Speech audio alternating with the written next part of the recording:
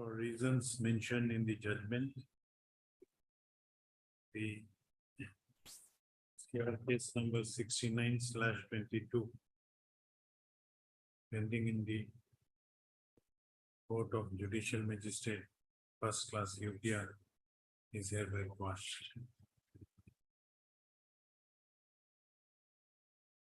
So my lord, this is allowed lordship then. Yes. The petition is allowed. Lordship.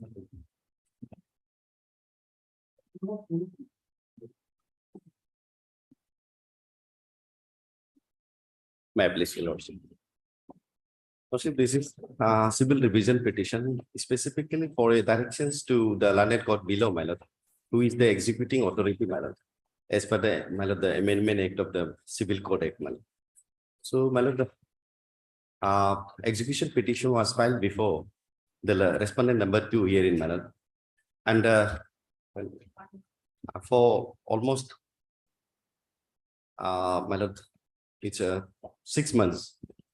The respondent number 2, my lord, is not taking up the my lord, the execution petition filed by the, my lord, the petitioner here. So therefore, my lord, may I take your lordships to specifically page 10, my lord. This is the customary court decision, my lord, annexure 1. My lord, this is a customary court decision which was decided on 8 March 2013, my lord. And this decision, my lord, the village authority does not have the power to, my lord, the execute. Of course, my lord, some other provision is there, but my lord, the execution for execution and the enforcement, my lord, deputy commissioner has been endorsed and by my lord, statute, my lord, the power has been my lord, granted to the deputy commissioner, my lord. Accordingly, my lord, we have filed, my lord, annexure 1 is the decision which is required to be executed by the, my lord, landed court below. And my lord, may I take your lordships to the applications filed by the petitioner? Let us issue notice. My lord, this is my lord, may have read, my lord, this matter only to just give a directions to the deputy commissioner to, my lord, we are not seeking any direction, only directions to the deputy commissioner, since we have already filed execution petition before the deputy commissioner, my lord, deputy commissioner, my lord, on 2 occasions, my No, lord. but what is the stand of the other side? Well, only there his difficulty is expressed by the deputy. He is busy in the administrative work, my lord. Deputy commissioner is also, he is the head of the, my lord, the district administration, and he is busy in the, my lord, other administrative work. So therefore, my lord, on the 2 occasions, first occasion, my lord, we have filed application before the, my lord, deputy commissioner. Again, my lord, another application was filed. But notices are to be issued because. My lord, with the reasonable directions to the, my lord, the deputy commissioner, my lord, we are not seeking any other things, my lord. Only it's just initiate the process. Please issue a notice. At least do, my lord, as per the, my lord, is aware, my lord, the law of execution is something different, my lord. At least execution has to be, process has to be initiated, my lord. No, why he is not My lord, initiated? as I have pointed, Who my is lord, representing the government side? my lord. Lordship. I'm representing the. My lord, in that case, my lord, on Monday, my lord, Tuesday, my lord, an instruction may be taken, my lord. Lordship. She has to take instructions. My lord, instruction on Tuesday, my lord, Tuesday. Coming Tuesday. 12, my lord. Only, my lord. Otherwise, my lord, we are not seeking any. Let her say. My lord. How Instruction. much time you will require to seek instructions? At least lordship a week's time. My lord, on 13, my lord. Only to instruction, my lord. Yeah, obtain instruction whether we have already filed the execution petition or not. And where is the difficulty, my lord, in, my lord, the taking up the initiation, my lord. Only necessary process has to be initiated, at least so that it can be implemented, my lord.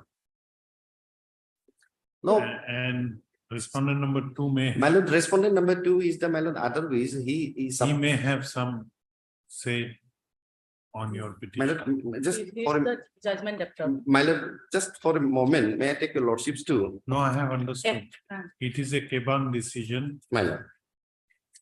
which you are seeking execution Yes, in ma'am. the court of deputy commissioner. My lord. And the decision is not executed. My lord. Lordship. So My lord, this is just.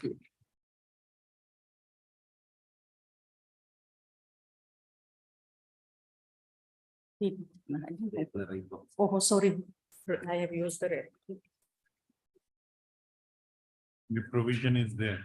my lord. Yes, Lord. Subsection 2A, Okay, let us fix a short date.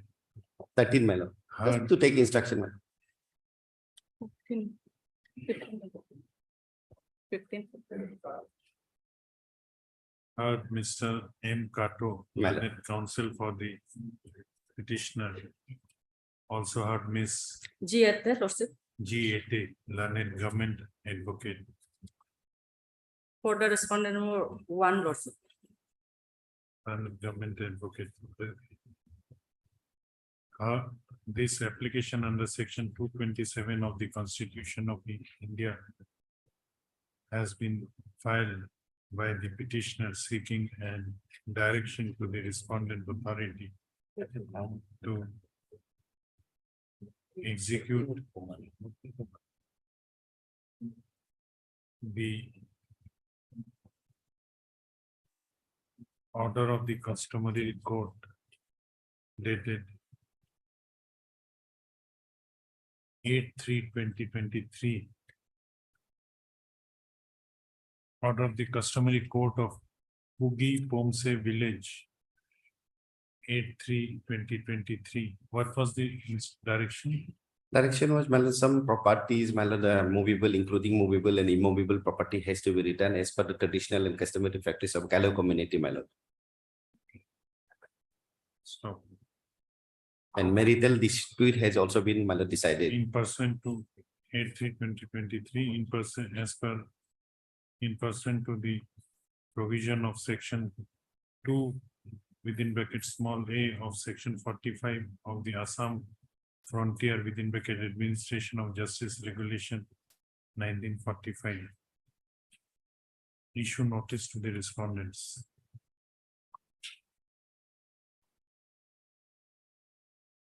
How will you issue notice on to registered post with ID? My lord, this is, Respondent number 2. my lord, may I pray that, my lord, at this stage, my lord, the instructions will also do, my lord. No, but when you have made respondent number 2 a party, he has the right to be heard. My lord. Otherwise, also, my lord, no rights is going to be prejudiced. Only the execution part is the, my lord, the requirement to be done at this stage, my lord. In That the require, my lord. And my lord, you by have made respondent the judgment data a party. true, my lord. Government will My lord, my lord, no, my lord, prejudice will cause to the respondent number 2. He is the, my lord, the only judgment debtor, my lord, and is supposed to comply with the order passed by the KEBA decision, my lord.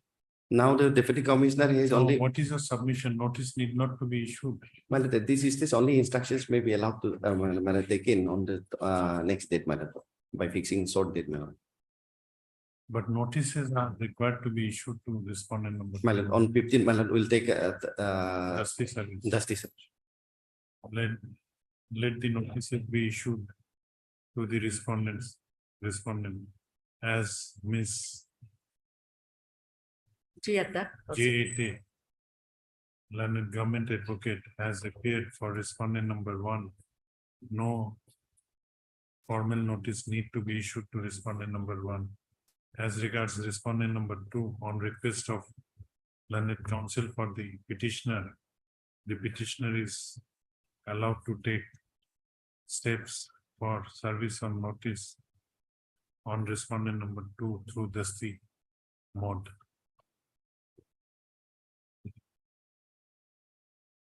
Learned government counsel seeks some time for seeking Instruction. necessary instructions in this regard, which is allowed. Let this matter be listed again on 15th of 15th of September. lines.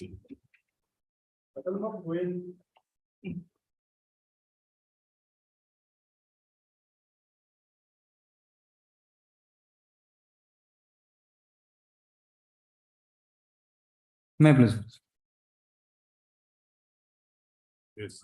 Your Lordship, Mr. Luther Chilen, who is the leading counsel, my colleague, has called me last night and instructed me to move this petition, Lordship. This is an application under section 482 of the CRPC, Your Lordship. In terms of the mutual deed of settlement arrived between the parties, Your Lordship. The Accused and the complainant is husband and wife. Your lordship. On, You have not made your wife, you are husband. yes, your lordship, I'm the You have not accused. made the wife a party in this. Yes, exactly, your lordship. That's the thing I have already discussed with him. Actually, he Not has properly. given me the copy last night itself only, your lordship. And I have informed him all these things. There is a technical error in this petition, your lordship. So I pray this honorable court, I may be allowed to withdraw this petition with liberty to place a file, your lordship. Mr. I BAM, your lordship. I. BAM, BAM. I, Bam, learned counsel for the petitioner who prays for allowing the petitioner to withdraw this instant criminal petition on the ground that a technical error has crept in, which is required to be rectified. On the also had learned additional public prosecutor on the prayer of the considering the prayer made by the learned counsel for the petitioner, same is allowed. This matter, this criminal petition is accordingly dismissed on withdrawal with the leave to file fresh and granted. Highly obliged.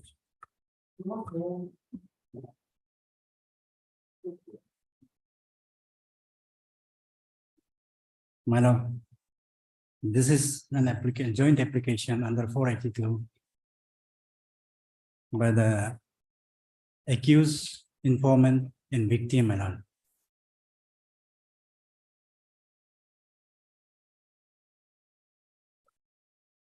My lord, accused is petitioner number 1, victim is petitioner number 2, and informant is the petition number 2, my lord. My lord, petitioner number 1 and 2 were in relationship, my lord.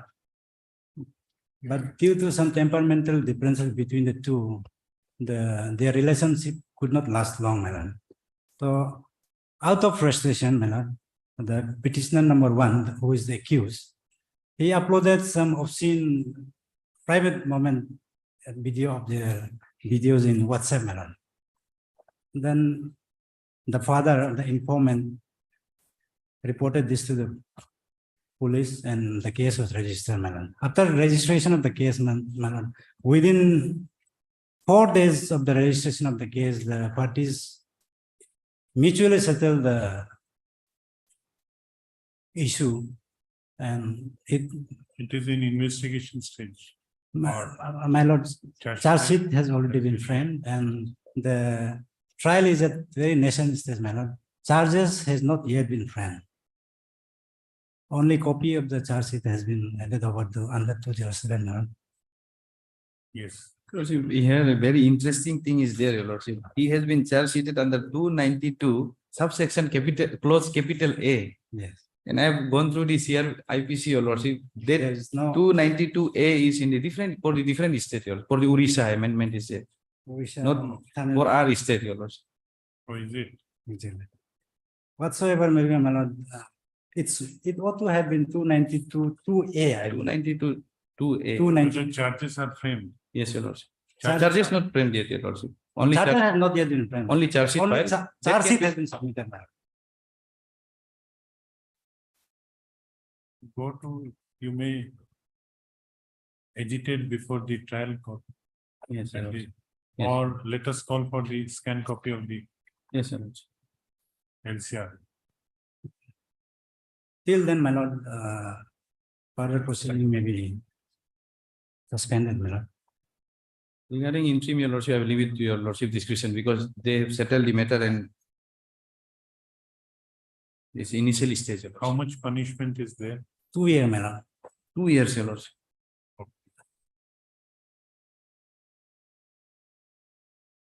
Heard. Mr. K Bogo, my lord. A. K Bogo. K. Heard Mr. K. Bogo, learned counsel for the petitioner. Also heard Mr. T. A. Day, learned additional public prosecutor. This application under section 482 of the Code of Criminal Procedure, 1973, has been filed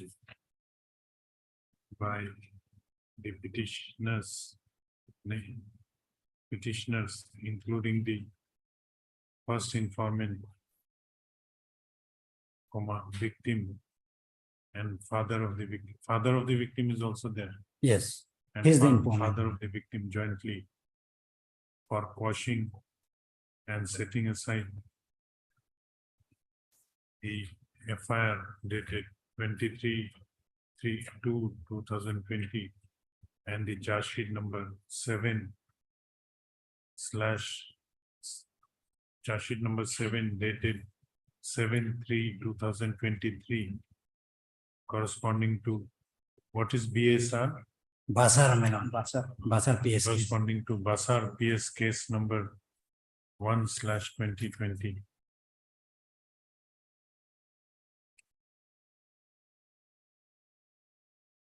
The facts. The facts of this case, in brief, are that on 22/2/2020, the petitioner number 2, who is the father of the victim, lodged an FIR before the officer in charge of Basar police station, inter alia, alleging that the petitioner number 1 has uploaded obscene photographs of his daughter, that is the petitioner number 3, in a WhatsApp group. Stop. On receipt of this said FIR, Basar PS case number 1/2020 under section 292 capital A of the Indian Penal Code has been registered. Learned counsel for the petitioner has submitted that that the petitioner number 1 and petitioner number 3 were in relationship, and due to some Temperamental differences between the two. temperamental differences between them, the alleged incident occurred. However, they have mutually settled. Is there any Yes. settlement? Yes, madam. Deed of compromise is at page number 28, madam. Annexure 3. Annexure 3, madam, page They number have 20. mutually settled their differences amongst them. And a family settlement deed has also been executed in between them.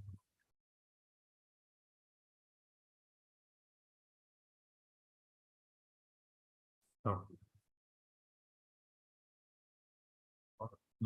on the other hand, learned additional public prosecutor submitted that it appears that this case has been wrongly registered under section 292A. 92 capital A.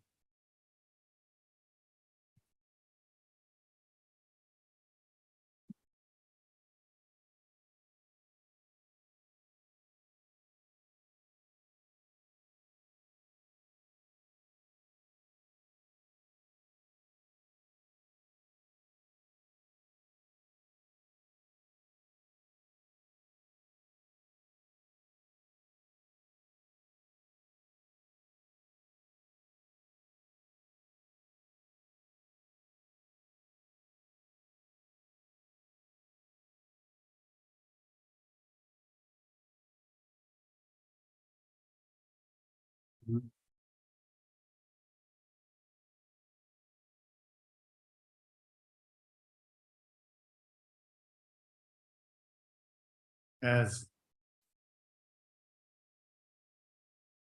section 292A is not applicable in the state of Arunachal Pradesh, and same is applicable only in the state of Odisha, as same has been introduced by a state amendment of Odisha. Stop. Considering the submissions made by learned counsel for the parties, perusal of the scanned copy of the case record of the where it is pending, It is pending before, Chief Judicial Magistrate Alwar, Western District. my lord. okay, and case number is Case number is, my lord, the case which is pending before Allo Court. yes, What is the case number? Which proceeding you want to stay? my lord, further proceeding, proceeding, That Allo case number is required. my lord, in proceeding on this charge sheet, my lord. But charge sheet is in some specific case number has been registered. What direction this court will give to Allo Court? Yes, sir. They have not, further proceeding in respect of this charge sheet, maybe. You have to find out the case number. Sir, this Allo PS, Allo says court case number, CGM case. Allo number. case number you have to find out. Okay, what was the last name? Case record of the connected case in case record in connection with Basar PS case number 1/2020 would be required for consideration of the instant.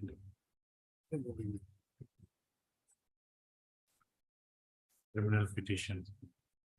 Can you provide the case number? Which proceeding is to be stayed? My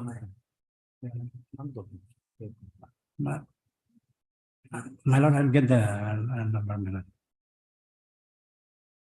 I am ready to give interim stay, but what to stay you have to mention, what I should stay.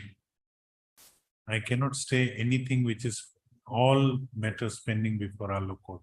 That specific case has to be stayed.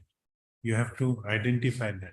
In that case, your lordship, that can be the correspondence to the Basar PS case number, Corresponding to criminal proceeding, correspondence to Basar. corresponding to May hence call for the connected case record.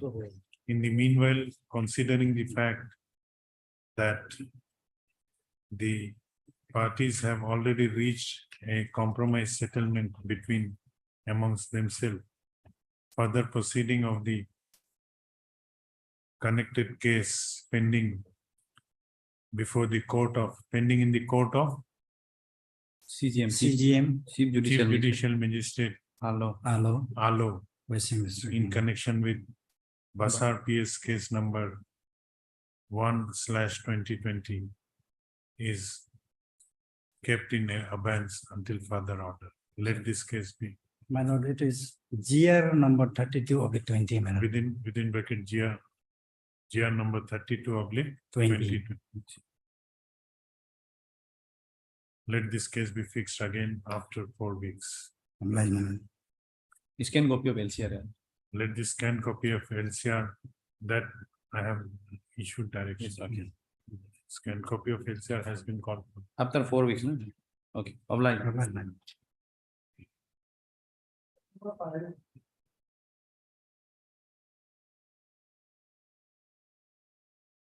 May I, Lordship? Lordship, this is of the joint petition under section 483 of CRP of what? Well, let it be on 4th October because Let this case be fixed for hearing on 4th of October. Oblige. my lord, an additional order may be passed that no coercive action be taken against the petitioners. No, lordship. Because this case. My lord, What coercive action? You are apprehending arrest. yes, my lord, we have been summoned by the Tupa police station. Where Then we you call, have other remedies. my lord, yes, my lord, but we have, this case is It is- pertains to It 2020 is pending investigation. pending. You are apprehending your arrest. Yes, 438 is there. yes. But there's no ingredient of 306 and 107 in this instant case. The FIR speaks of, Then you have Oh, it's other your- remedies. Washing is the Yes. different. Your Lordship, since it speaks for final hearing on fourth. Now it is September and he is enjoying interim since long. no since- interim is No there. interim. Yeah, no interim is there. No interim. Oh, yes. Interim. No interim may be granted if he is pleading for interim. Because, You want interim to be granted? no, may not be granted. No, it is If not, not granted, if it is not It's- there, but if you say I will grant it. no. I thought My lord, I will be Yes. highly obliged if the interim is granted. he is praying My for lord, continuation of because interim. these persons are residents of Maharashtra. And You may seek other remedies. Yes. If- Let it be fixed on 4th. Yes. 6th of October. You are not stationed in Itanagar. no, my lord, I have to come all the way from Guwahati. You are a local lawyer. Yes, yes. Whether 6th would be okay for you. My lord, or any date in September, if I will. Suggested it. You suggest, I will accommodate. you. 29 September.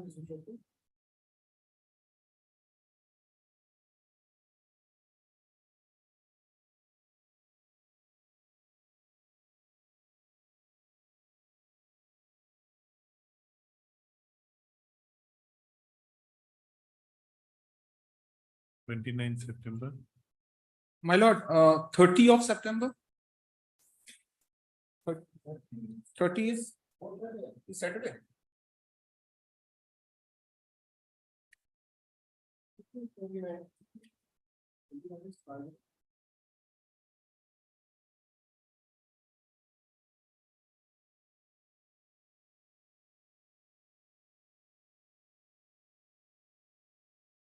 No, as per the convenience of this one, I'll leave it to 29th of September. 29. Yes, it's for Friday.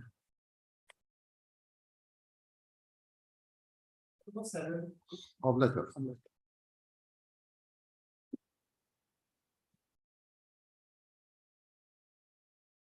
May I please, your lordship? Whether respondent number 2. Yes, lordship, lordship, by office note dated 1/7/2023. It has been reflected that in terms of the order dated 29/6/23, I have taken steps upon the respondent number 2 through OCPS Niti Vihar. Then by the office note dated 05/08/23, service report from OCPS has been received and it has been marked as flagged. It was served on some UDA of the department, Lordship, some upper division assistant of the department. yes, Who is the respondent number? yes, respondent number 2. Director UD and housing. But he is named in his personal capacity or in his official capacity? Lordship, actually complaint has been lost, Lordship, and in this official capacity. Official. Official capacity. So we can deem the service to be complete. Yes, my lord. Lordship, service, I think they have completed the service. Okay. Now are you ready for hearing? Lordship, I'm extremely sorry, Lordship. I brought the wrong file. This case has some file issues, Lordship. I am, This case has file issues. yes. Yes, I'm extremely sorry. I really wanted to Okay, argue today, you Lordship. have helped me. So it has to be adjourned. Yes, Lordship. Maybe fixed after 2 weeks then, Lordship. Okay. Heard Miss N. Dangen, learned counsel for the petitioner, also heard Miss L. Hage, learned additional public prosecutor. On request of learned counsel for the petitioner, let this matter be listed. Lordship, it may be mentioned that the respondent number 2 has been served and maybe, No. yes. On learned counsel for the petitioner submits that she has brought wrong file and on that ground prays for an adjournment. Stop, prayer is allowed. It appears from record that it appears from the office note dated 5/8/2023 that the service report that the notices issued to respondent number 2 through the jurisdictional police. It was issued through OC, OCPS Niti Vihar. OC Niti Vihar Police Station has been served. Has been duly served. Therefore, the service of notice on respondent number 2 is complete. Let this matter be fixed for hearing on Lordship, after 2 weeks. after 2 weeks. Much obliged.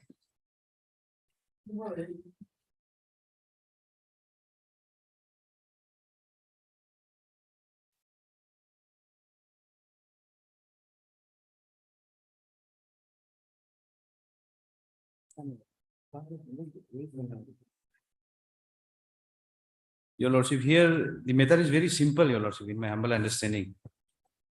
So this matter can be, your lordship, on last occasion also this matter was listed up, your lordship, and now they have under interim protection, your lordship, in this case. This is a question matter. Quashing on merit, your lordship.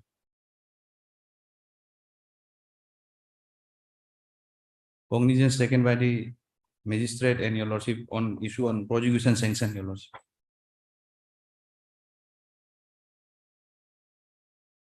There was no prosecution sales. Not required, your lordship, in as per my humble understanding, because it was a custodial, your lordship, assault to You are the. ready? Yes, ma'am. The other side is also present. Your lordship.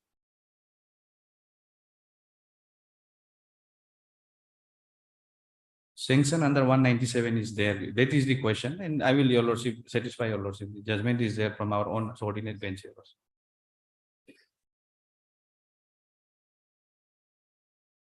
Okay. This case, my lord, there is neither the prosecution sanctions nor cognizance was taken properly by following the provision of the law.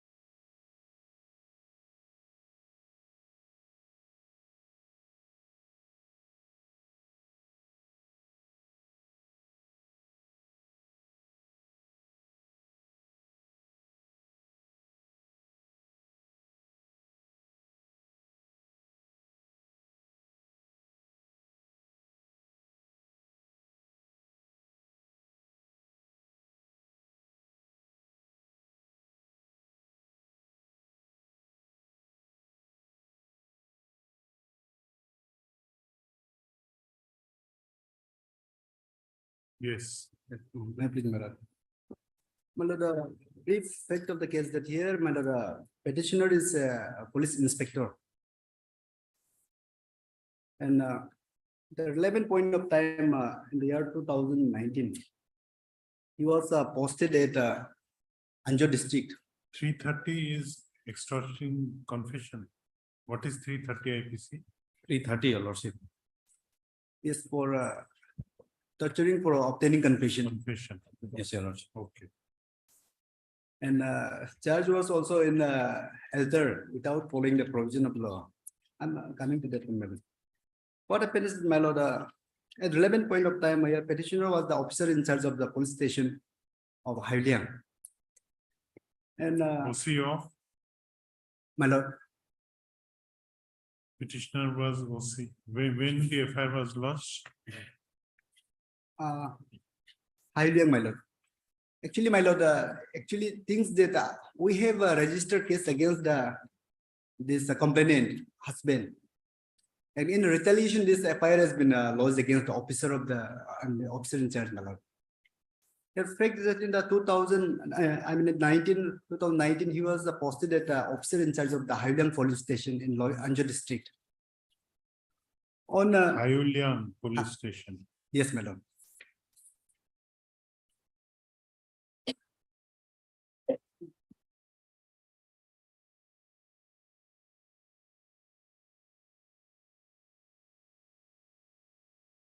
Yes. On my lord, 15/7/2019, at around 10 p.m., petitioner received a phone call from one a offender who is HR and admin officer of the Sushi Infra and Mining Private Limited. To the fact that miscreant has assaulted their staff and they have taken away their generator set from their compound and they have escaped from there and requested the officer to arrange some naka and all for stopping them. And at around 11 p.m., those miscreant who are the respondent number, including respondent number 3, were apprehended by the sushi company staff only, and they were brought to the police station at around 11:30, my lord. And thereafter, after a preliminary inquiry was conducted by the petitioner, and their officer of this informant sushi private limited, they said by tomorrow they lodge complaint because they had to take instruction from their headquarters, because they are a private company who's having offices here. And accordingly, on the next date, they lodged a written FIR, and a case was registered against the present respondent number 3, who is the main accused. On 16 FIR was lodged. 16 FIR was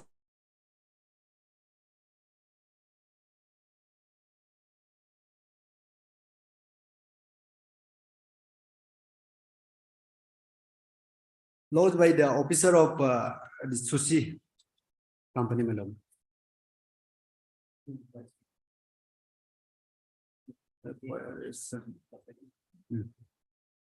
It's project manager of Sushi Infra and Mining Limited, one Assis Nair.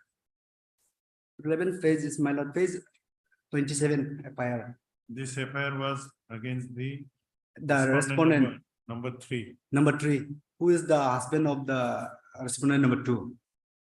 And FIR is lodged against me by not by the respondent number 3, but by his wife. So No, by his wife against you. yes, my lord, Okay. for torturing But- her but- husband. Alleging But that you are now referring to the FIR which was lodged against the respondent number 3 by Three. Some third person. by the officials of the company. Yes, Sushi Private Limited matter. FIR is my lord, page 27. Case was registered under section 324, 447, 379, and 34 of IPC.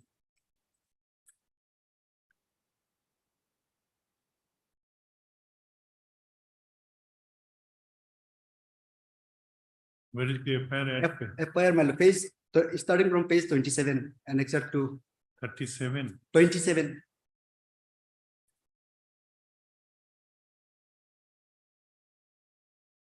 Is the form. Relevant portion of page 28 and type of fees at page 28A. Now this FIR is, yes, thereafter. Thereafter, my lord, in this case, they were arrested, my lord. including respondent number 3 and 3 others. And they were detained. They were beaten up. Yes, my lord. They were formally arrested, my lord. No. After arrest, they were beaten up. Their allegation is that I have beaten them in the custody. When the FIR against you was lodged, FIR against is lodged against me by the wife of the when? yes, That is wife the of the one relevant- of the accused. That is the relevant FIR in this case. Yes, my lord. So actually, the thing started from this FIR, this incident, Okay. because this case was registered and alleged that in this case, complainant alleged that The her case against R3 was registered, respondent number 3 was registered under 379. no, my lord, 324, 447, 379, and 34 IPC.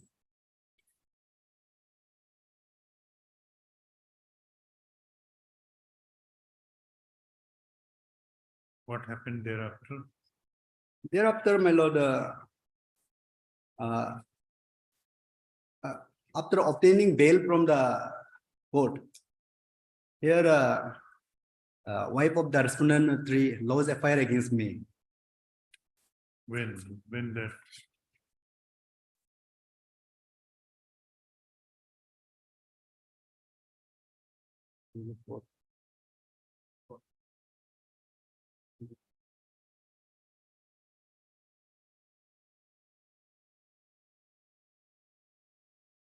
Was the FIR Which is page 42, my lord, FIR against me.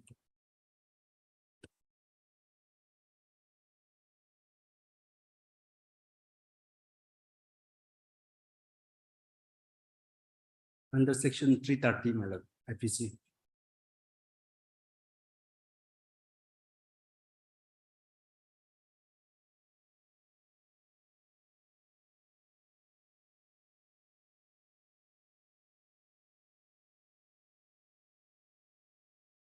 Yes. Uh, Thereafter, Now, my lord, thereafter, my lord, investigation was, case was registered and investigation was conducted by the higher officer. And ultimately, they have filed a final report under section 173. final report. Yes, my lord. That there is no sufficient evidence against me, my lord.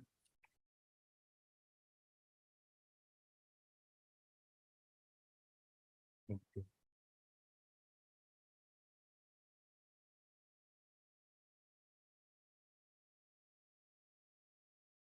Thereafter. complaint was- Thereafter, on my lord, 28/9/2020, under learned JMFC Hawaii, first order, my lord, which is page 73, my lord. They issue summon to the complainant that IO cases file a final report and to But the file, final report was not accepted. my lord. What happened? Why summons was issued? Yes, FR was not or to know whether they have any objection. objection or not. Yes, my lord. No, So- no, why summons were issued against you? Not against me, my lord. Initially against the complainant. And Okay. after this order, my lord, Before accepting the FR, notices were issued to the complainant. complainant, yes, my lord. That is the wife of the respondent number 3. 3, my lord. Okay. Yes. And thereafter, my lord, on 9/11/2020, page 74, my lord.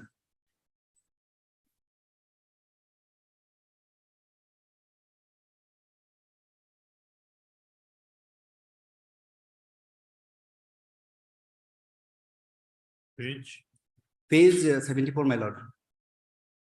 what happened?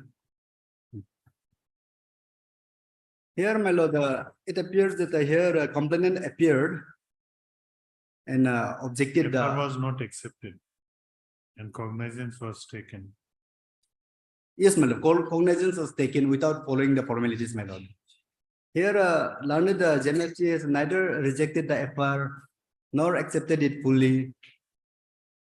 No, nor is complied with the provision of law before taking the cognizance of the offense, my lord. May I read, my lord, this order? Yes. The informant has filed an objection to the FR submitted by the IO and has stated that the investigation was not properly carried out. Her peruse the case record, seen the objection petition, it appears that there are not enough sufficient material to reject the FR submitted by the IA. She herself is saying that there is no material, no ground to reject the FR. But in the interest of justice and to allow the complainant petitioner to put forward her case, it is deemed fit to proceed in the case on the basis of the protest petition filed by the complainant. And after hearing the complainant, as the FIR and the submission of the complainant disclosed some material facts enough to proceed the case against the alleged accused. The complainant needs to be given the opportunity to proceed with her case. Complaint case will be taken up in the form of complaint case. Accordingly, the FR is rejected and cognizance is taken on the basis of objection petition. Read with the FIR. Let the case be registered as complaint case. Here, my lord, very interesting is that, my lord, here no any protest petition is filed as on 9/11/2020. Though the learned JMFC has mentioned that a protest petition has been filed.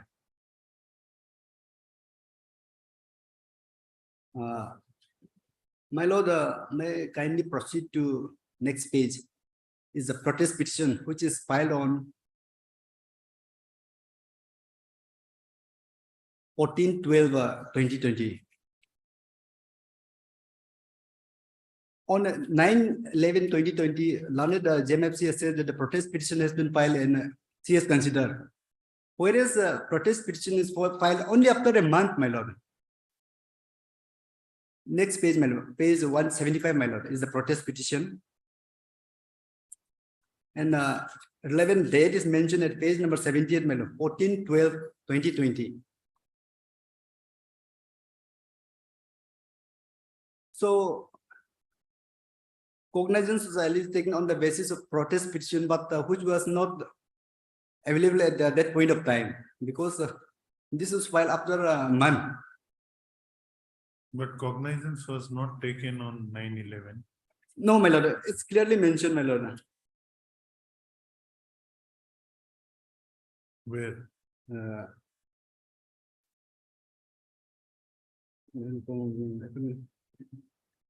Here, my lord, last line. Accordingly, FIR is rejected and cognizance is taken on the basis of the objection petition, just above the last paragraph, my lord.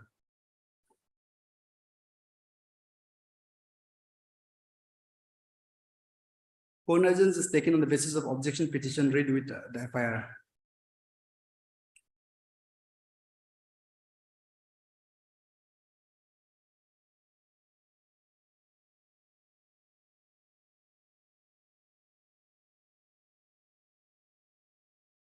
Now, my lord, if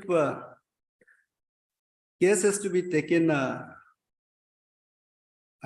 FR is case has to be proceeded as per FR as a complaint case, then the procedure is, my lord, different, as my lord is well aware. So this cognizance was taken even in absence of, my lord, prosecution sanction. As per their complaint, No, whether later on after filing of protest petition, again, there is an order of taking cognizance. no, my lord.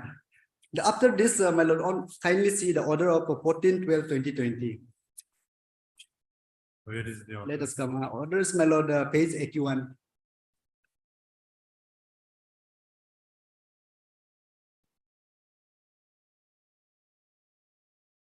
On receipt of this protest petition, what order was passed? Actually, CS treated the protest petition dated 14/12/2020 as that has been already filed in November month, 9/11. In this order, my lord, matter is fixed for recording statement under section 200. CRPC, the complaint is present with her learned counsel and the Actually, witness. cognizance was taken on 14/12. Now, statement was recorded in 1412, my lord. and summons were issued to you. Yes, my lord. Statement was So rec- actually, on that day, cognizance was taken, though it is not mentioned. Though she yes, my lord. she Actually, has also not mentioned under what provision cognizance was taken. yes, my lord. It's not mentioned there also. And here also, my lord, merely stated that she has recorded a statement of witness and issued a process. For that also, my lord, there is procedure, my lord, issuing process. After recording of the statement of the complainant and witness, then cognizance has to be taken.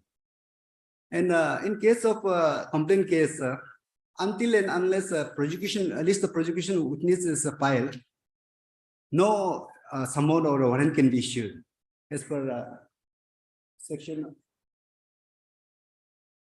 204, my lord.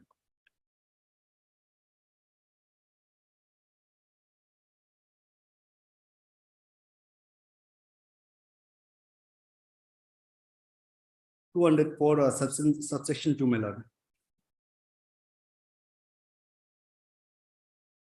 First, I'll take my lord this case impact of the case, and then I'll submit on the merit, my lord. On this, my lord, 14 someone was issued, and thereafter on 24/11/2021, my lord, charge was altered by the landed JMFC again on the prayer of the complainant. No, on 14/12, summons were issued. Yes, my lord. Hereafter, Thereafter, my lord, charge sections was altered by the landed JMFC, my lord, on the application of initially charge section, they mentioned that the 330 of IPC. On the application of here the complainant, charges made altered into 331 and made the case session triable, which is also, my lord, not permissible. Only court can alter charge sections, but not at the instance of the parties, which apex court held in 18 of cases, my lord. Now, she made the case as a session triable. And then, my lord, the case was committed to, my lord, session court without following the provision of section 209 again.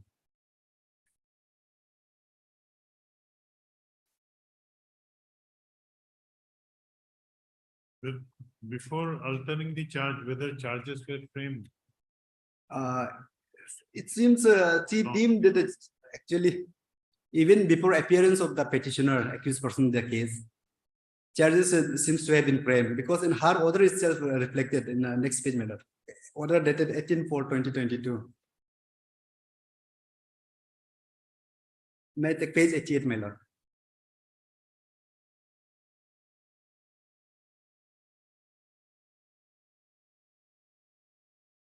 On-bill charges were altered.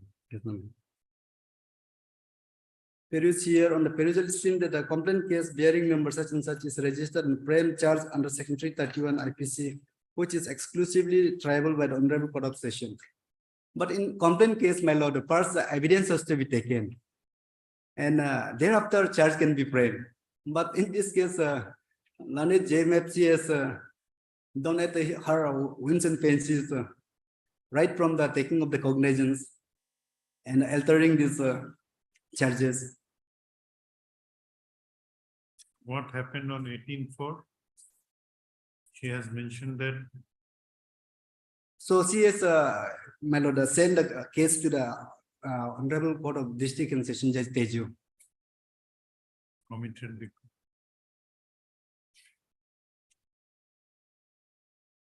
You are saying without following 209. Yes, my lord. Without following the provision of law, my lord. Now, my lord, first of all, my lord, first ground of my objection is that here no cognizance could have been taken because the allegedly complainant's husband was assaulted by the petitioner is during the course of discharge of his official duty.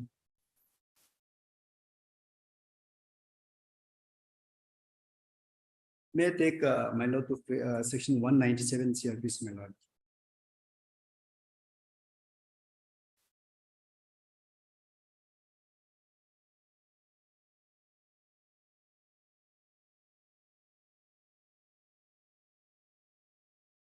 But allocation is under 330. Yes, now they have made it 331, Now 331, 330. original was 330. 330. So whether 330 is within the ambit of your duty, Yes, madam. you can. 330 was extract within the from- ambit of her duty because that's No, no. My question is whether for the purpose of extracting confession, yes, can madam. you torture in exercise of? No, my lord, that is not correct, man. That is only allegation, my lord. Okay. And What is 197? yes, madam. 197, my lord, subsection 1. When any person who is or was a judge or magistrate or a public servant not removable from his office, save by or with the sanction of the government, is accused of any offense alleged to have been committed by him while acting or purporting to act in the discharge of his official duty, my lord. While acting or purported to be acting, my lord. So apex court has made in getting up decision, but not only the discharge of a duty, but it includes the dereliction of duty, as long as that act connect with the discharge of the, my lord, official duty, my lord. Discharge official, no court shall take cognizance of such offense except with the previous sanction, save as otherwise provided in the Lokpal and Lok, I will take without touching, my lord. Here, it clearly bar, my lord, the prosecution of any public servant for any act which has been done in discharge of his official duty or purported to be in discharge of official duty. Now the question is act which was alleged Yes, my lord. against you, whether you have that alleged act was in discharge of your duty Yes, my lord. or purported exercise of your duty. Yes, my That lord. is the question. Here, my lord, case is that since I was the officer in charge and the IO of the case, and yes, I did interrogation. And their allegation, now let me take my lord to their FIR. What is their allegation is? They themselves have said while doing duty, I have Where is the FIR? page, my lord.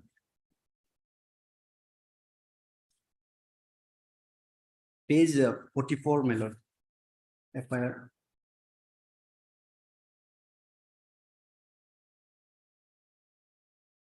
Relevant portion, my lord. I'd like to point at page 45.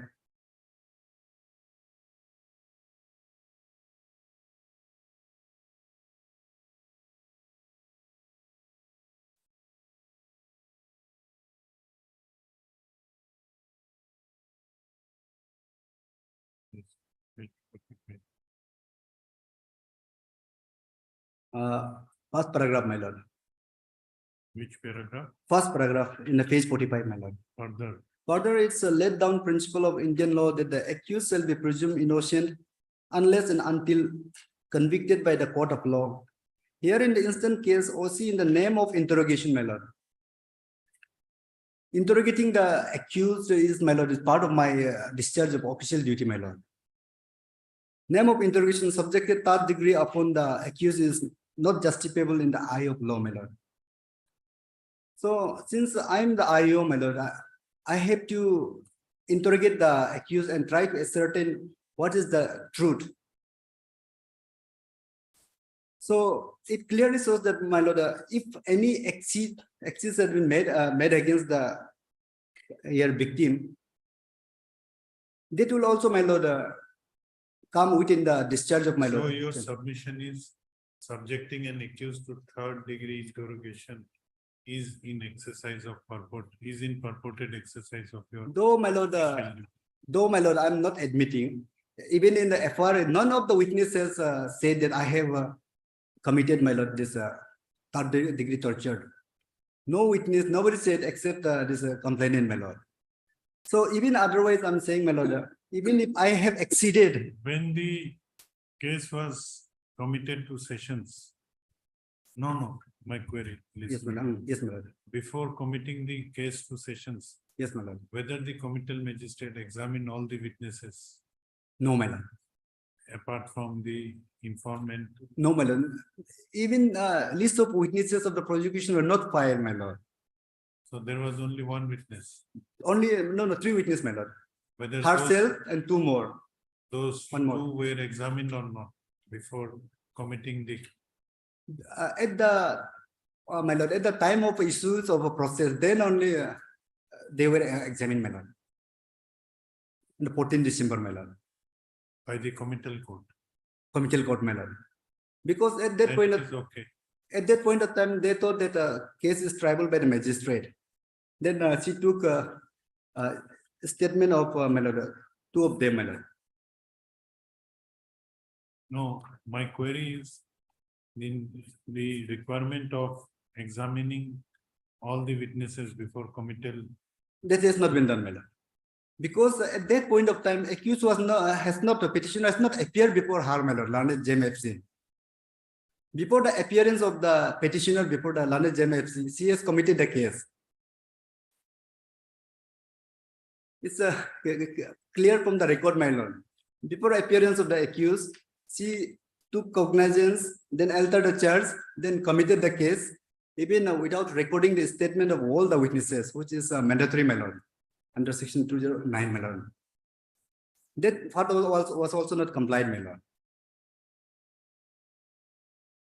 Now, with regard to, my lord, this police axis, apex court in the Ketina decision has held that if that is done in discharge of duty, then the projection sanction would be necessary. In the latest, my lord, case of D. Devaraja, my lord. This is in this case is also of the, my lord, custodial, my lord, assault. What is the citation? This is also, my lord, case where allegation made against the police officer that they were tortured in the custody. And thereafter they made a complaint. And here party objected that they have to obtain prosecution sanction. My lord. What is the relevant para? Relevant for my lord, this is 65 onwards, my lord. 65, 66, 67, 68, 69, 70, 71, and 74, 75. Now, where the court has observed that you have to take sanction even if the allegation is of custodial torture. May I take, my lord, page, paragraph 77, conclusion part, my lord. In our considered opinion, High Court clearly erred in law in refusing to exercise its jurisdiction under section 482 of the Criminal Procedure Code to set aside the order of the magistrate impugned taking cognizance of the complaint after having held that it was a recognized principle of law, that sanction was a legal requirement which empowered the court to take cognizance. The court ought to have exercised its power to quash the complaint instead of the remitting the appellant to an application under section 245 of the Criminal Procedure Code to seek a discharge. Here, under the petitioner approached Honorable High Court for, my lord, passing of taking cognizance, but it was not done, which was challenged before apex court, my lord. Now, what was the case here? Yes, here is a, my lord, the police personnel assaulted the complainant in the custody. May I take, my lord, to the page, paragraph 12, my lord, page 703.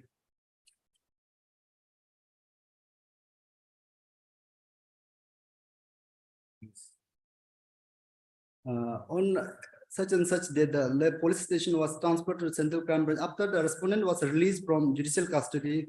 He filed aforesaid private complaint being PCR number such and such against the appellant accused and other police officials in the court of the landed third additional chief metropolitan magistrate at the Bangalore, alleging ill treatment and police access while the respondent was in the custody from 27 to 2013 to 4/3/2013. By order dated 27 to 2016, additional Chief Metropolitan Magistrate Bengaluru was pleased to take No, cognizance. where of is the the- observation? that Observations, my even- lord, is not. Even in case of the allegation of police torture, sanction is necessary. May I take my lord to the paragraphs, read onward, 65 onward, my lord. 67 is that particular point will come in. May I take 67, my lord. Yes. Every offense committed by a police officer does not attract section 197 of the Code of Criminal Procedure. Read with section 170 of Karnataka Police Act. The protection given under section 197 of the Criminal Procedure Code, read with section 170 of Karnataka Police Act, has its limitations. The protection is available only when the alleged act done by the public servant is reasonably connected with the discharge of his official duty, and the official duty is not merely a clock for the objectionable act. An offense committed entirely outside the scope of duty of the police officer would certainly not require sanction. To cite an example, a policeman assaulting a domestic help or indulging in domestic violence would certainly not be entitled to protection. However, if an act is connected to the discharge of official duty of investigation of a recorded criminal case, the act is certainly under the color of duty, no matter how illegal the act may be. But So- it has not clearly stated that in police station, if you torture a person. Yes, my lord, torture is not, but in case of exceeding the power, That is not, discharge. Supreme Court has stopped. Yes, my After lord. giving example of domestic help, Supreme Court has only stated that if it is. In case of my lord, connected with excuse, my lord. discharge. Yes, my lord. Now, whether beating a person in police station can be regarded as, No, my lord. As a Connected. general, it will not be, but sometimes in case of my lord, some excess happen, my lord. Some excess means when beating is not allowed, sometimes, action of excess does not. yes, my lord. That but- is prohibited actually. Yes, prohibited, my lord. It should not be for the my lord, purpose of So obtaining whether completion. that can be regarded as an act connected with discharge of official duty. Supreme Court has not stated, Supreme Court has only said in this case that if an act is connected to discharge of his official duty of investigation, the act certainly under color of duty, no matter how illegal it may be. Yes, my lord. So accordingly, well, in this case, officer who was charged of the assaulting in the custody, Supreme Court has observed that the sanction is necessary, my lord. So Where? in that way, because in para Where 77, which I have read earlier, because here, No, Para 77 is the final conclusion, yes, my lord. where Supreme Court has said that even in case of assault, sanction would be necessary. Since my lord, here case is allegation is assault, my lord. So you are saying that implied, Implied, my lord, yes, my lord, because complaint itself is that he was assaulted in the police custody. So Apex would observe that for that also prosecution sanction has to be obtained, my lord. That's why, my lord, the Honorable High Court's order was quashed for not discharge, quashing the cognizance order, my lord.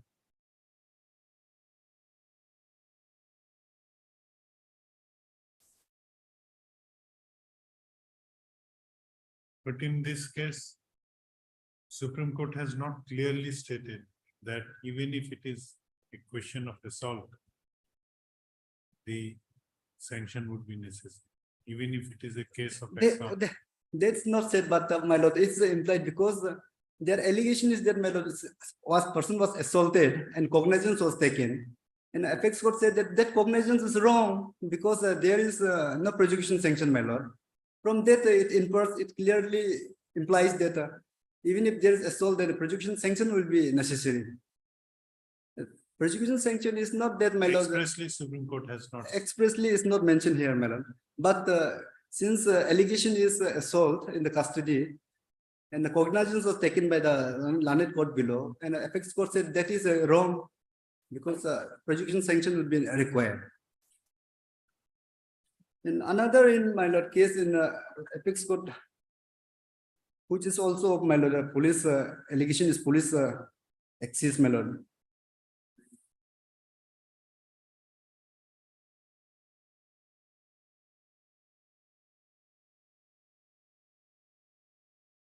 So my case is also the allegation of assault, my lord, only.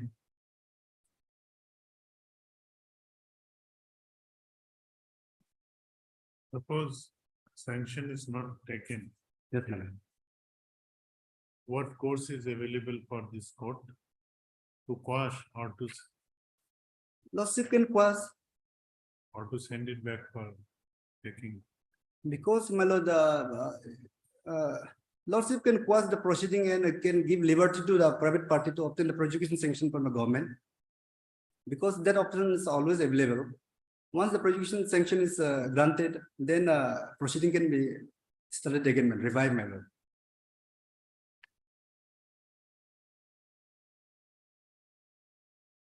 Now the question is whether prosecution sanction is required or not. Yes, madam. That has to be. And I'll hear you. What is the next case?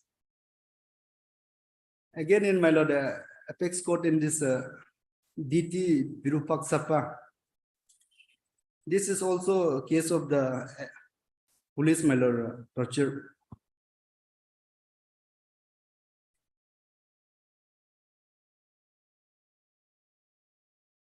And the cognizance taken by the learned court below.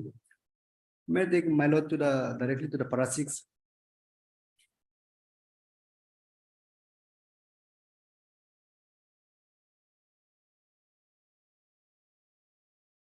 In the case before us, madam, may I read the 11%, madam? Yes. In the case before us, the allegation is that the appellant exceeded in exercising his power during investigation of criminal case and assaulted the respondent in order to extract some information with regard to the death of some Sannama. And in that connection, respondent was detained in the police station for some time. Therefore, the alleged conduct has an essential connection with the discharge of official duty. Under section 197 CRPC, in case the government servant accused of an offense which is alleged to have been committed by him while acting or purporting to act in discharge of his official duty, the previous sanction is necessary. Here is a very specific, my lord.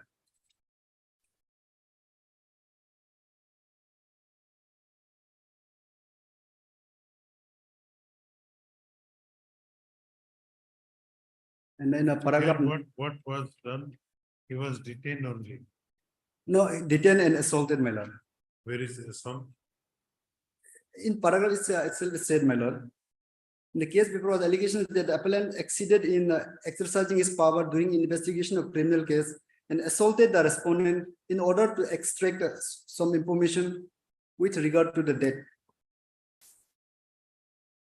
And may I take my lord to the para 9. It's a very specific, my lord.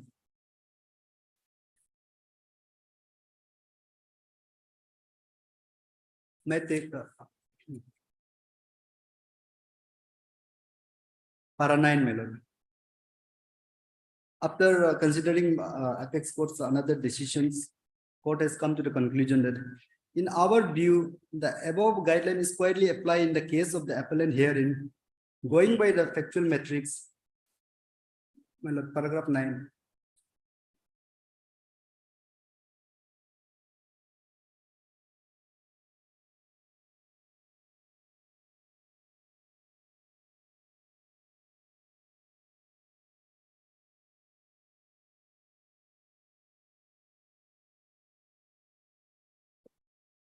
Yes. Yes, 9. In our view, the above guidelines squarely apply in the case of the appellant herein.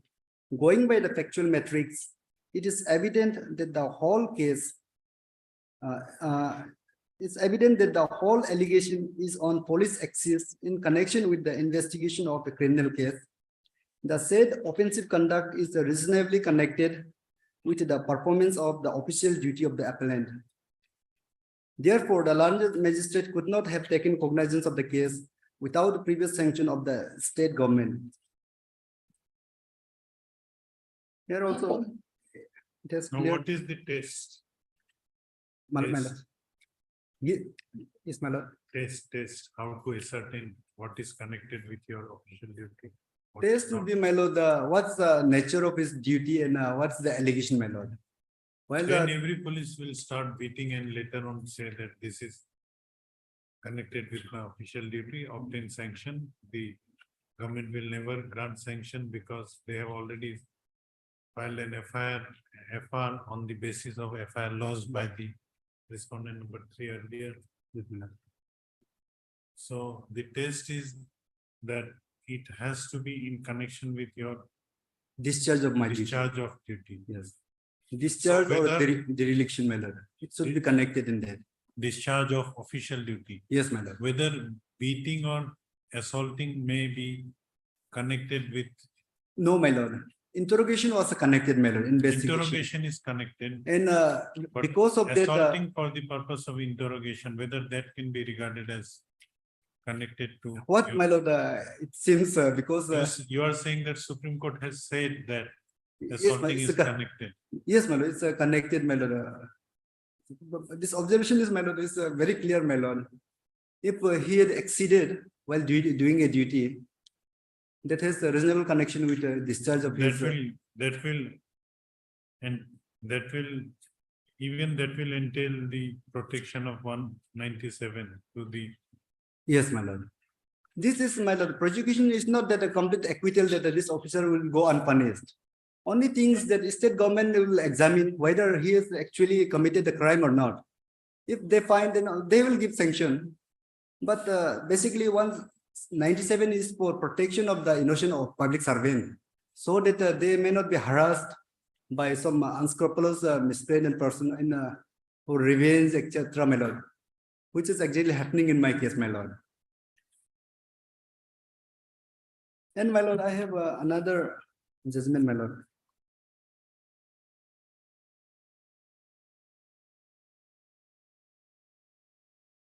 Two 2006, my lord, Sankaran.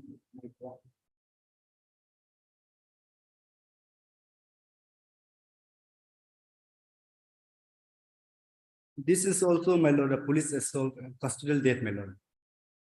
And officer was prosecuted. Shankaran Moitra. This is a female. What it says, Sankaran Moitra.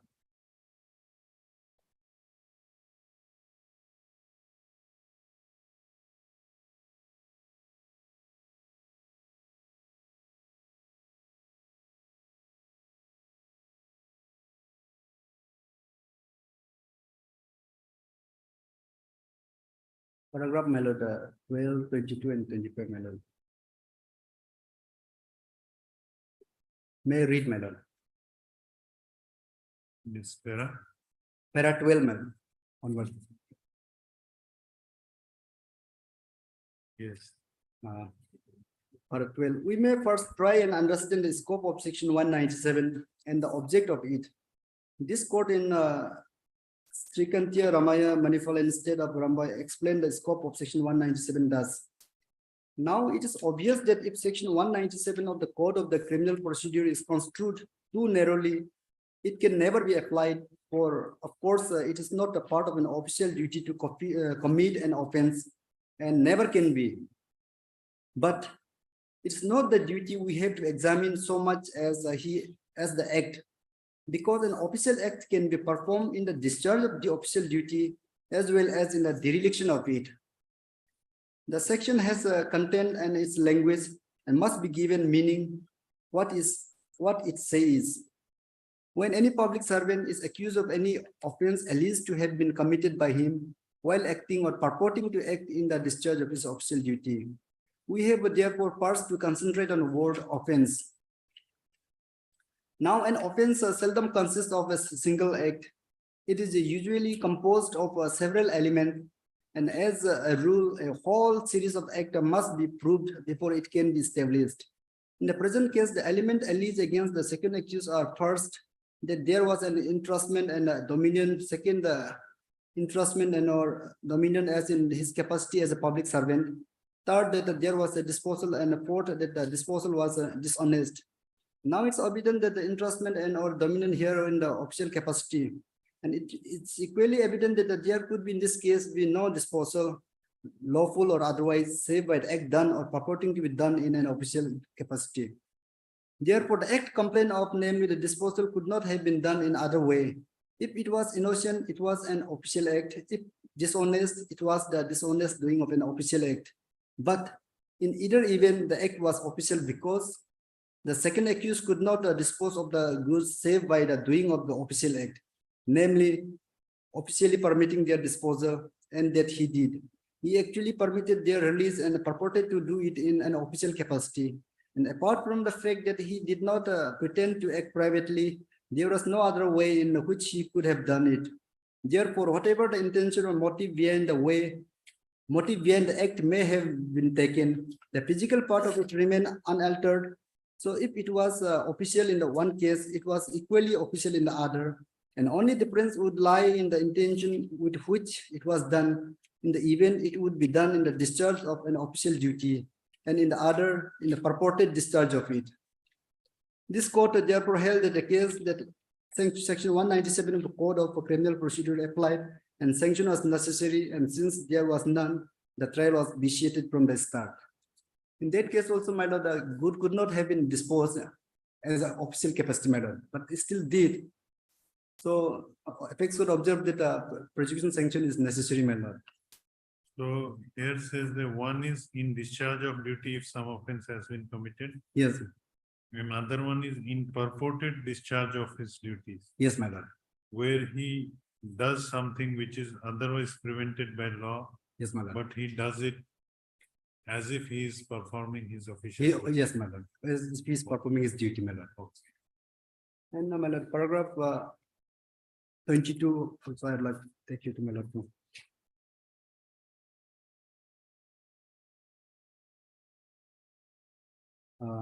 Learned counsel for the complainant argued that want of sanction under section 197(1) of the code did not affect the jurisdiction of the court to proceed, but it was only one of the defense available to the accused, and the accused can raise the defense at the appropriate time. We are not in a position to accept the submission. Section 197(1) is opening word, and the object sought to be achieved by it. And the decision of this court earlier cited clearly indicate that a prosecution hit by that provision cannot be launched without the sanction contemplated. It is a condition precedent as it were for the successful prosecution of public servant when the provision is attracted, though the question may arise necessarily not at the inception, but even at the subsequent stage. We cannot therefore accede to the request to postpone a decision on this question. So, my lord, before taking cognizance, there must be sanction, my lord. What the ethics of man, because otherwise something that sanction could be obtained later on.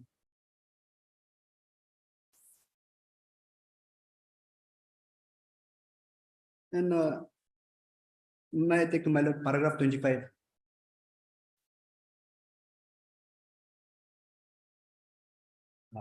Paragraph 25, the High Court has stated that the killing of a person by use of excessive force could never be performance of duty.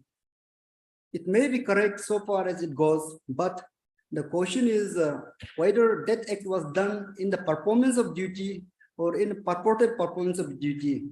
If it was done in the performance of duty or purported performance of duty, section 197(1) of the code cannot be bypassed by reasoning that killing a man could never be done in an official capacity, and consequently section 197(1) of the code could not be attracted, my lord. Such a reasoning would be against the ratio of the decision of this court referred to earlier. The other reason given by High Court, that if the High Court were to interfere on the ground of want of sanction, people will lose faith in the judicial process, cannot also be ground to dispense with a statutory requirement of protection. Public trust in the institution can be maintained by entertaining causes coming within its jurisdiction by performing the duties entrusted to it diligently in accordance with law and established procedure and without delay.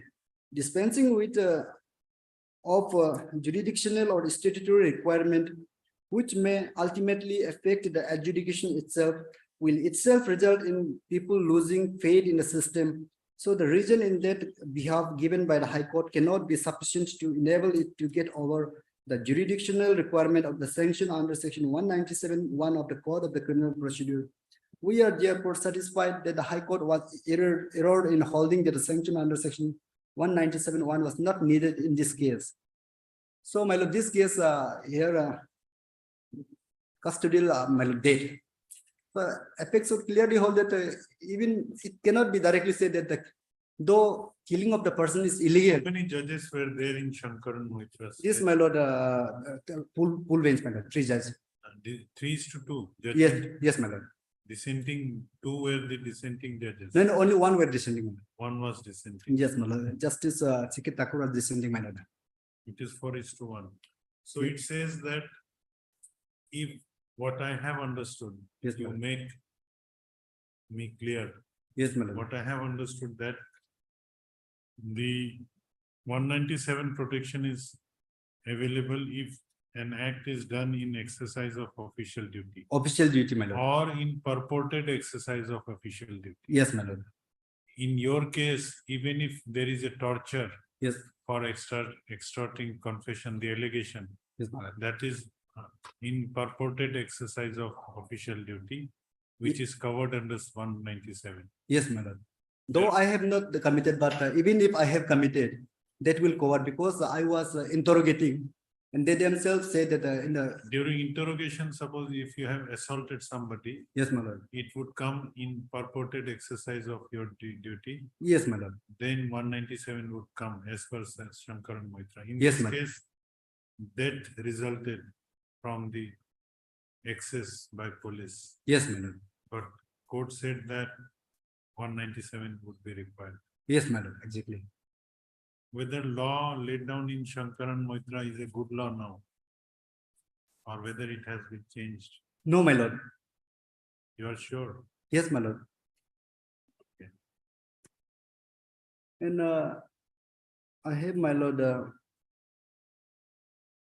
another, my lord, judgment of ethics court.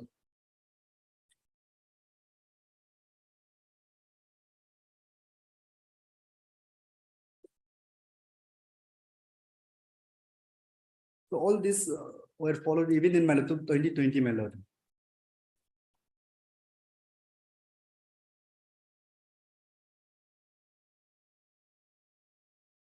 This, my lord, State of Orissa, Kumar Raghavan. Here 11%, my lord, para 7, 9, 10, 11, and 12. This is also, my lord, a case of police access, my lord.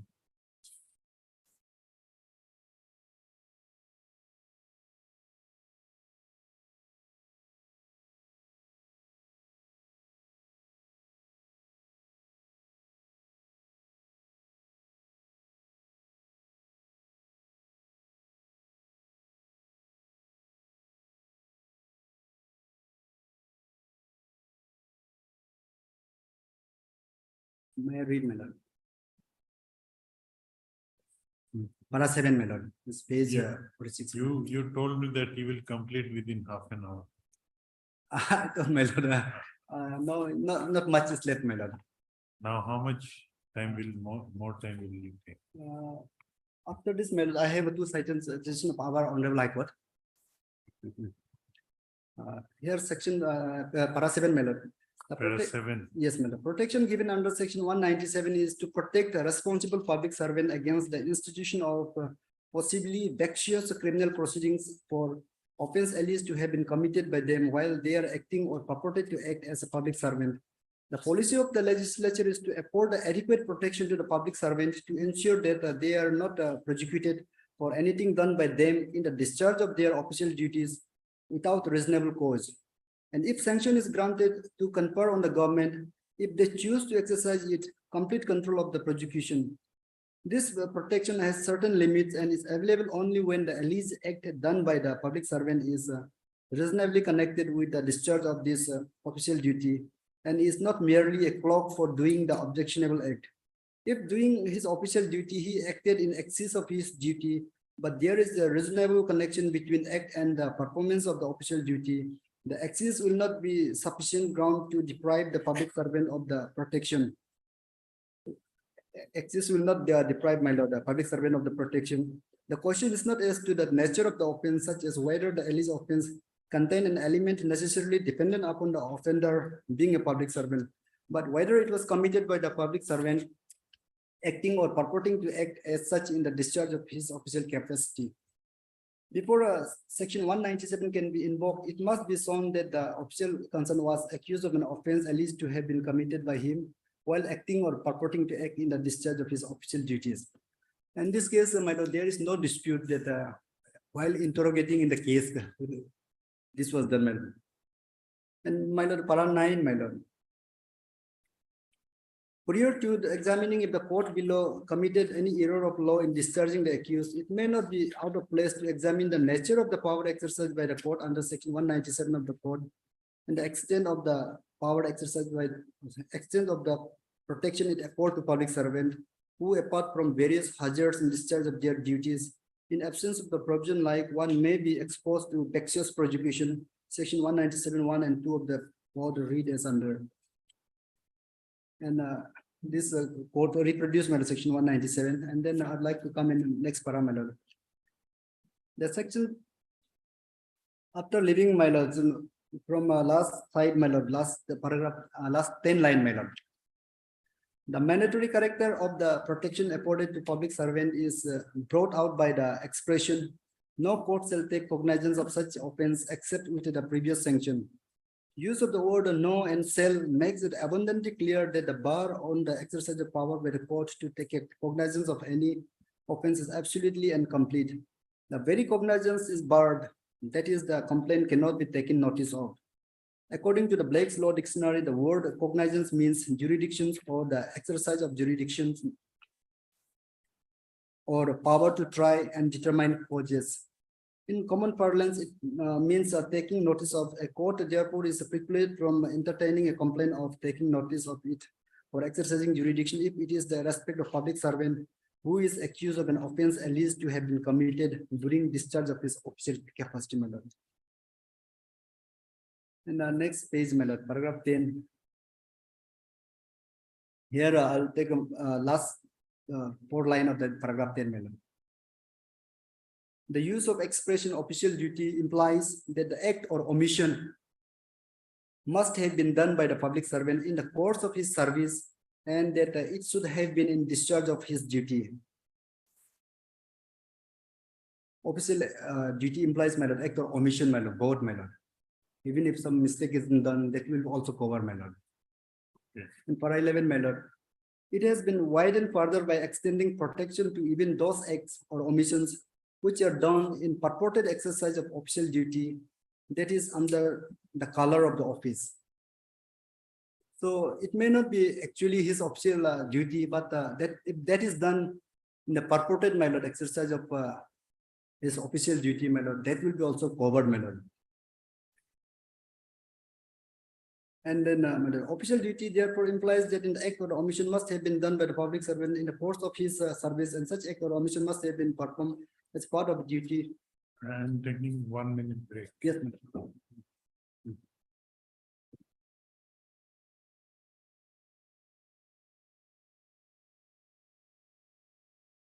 You can continue. Mr. Tado will represent. May- may- You sit there till he comes. I'll continue para 11 of some judgment. It has been widened further by extending protection even to those acts or omission which are done in purported exercise of official duty, that is under the color of office. Official duty therefore implies that the act or the omission must have been done by the public servant in the course of his service, and such act or omission must have been performed as a part of duty, which further must have been official in nature. The section has thus to be construed strictly while determining its applicability to any act or omission in course of service. Its operation has to be limited to those duties which are discharged in course of duty. But Once any act or omission has been found to have been committed by public servant in discharge of his duty, then it must be given liberal and wide construction so far as it is official nature is concerned, my lord. So Apex Court has said once it's established that, my lord, act or omission is in discharge of, my lord, official capacity, then interpretation has to be, my lord, liberal interpretation has to be given, my lord. For instance, a public servant. Liberal means? Liberal means sanction is necessary. Yes, ma'am, liberal and wide construction so far as, my lord, official nature. What is actually official nature? Okay. For instance, a public servant is not limited to indulge in criminal activities. For that extent, the section has to be construed narrowly and in a restricted manner. But once it is established that act or omission was done by the public servant while discharging his duty, then the scope of his being official should be construed so as to advance the objective of the section in favor of the public servant, my lord. Once it's established, my lord, act was in discharge of official duty, my lord, then a section should be construed, my lord, in favor of, my lord, official, my lord. So in this case also, my lord, since there was no prosecution sanction, yeah, so This is also case of a torture or other? yes, my lord, torture by police, my lord. All these are case of police torture, my lord. Now, I'd like to take my lord to on the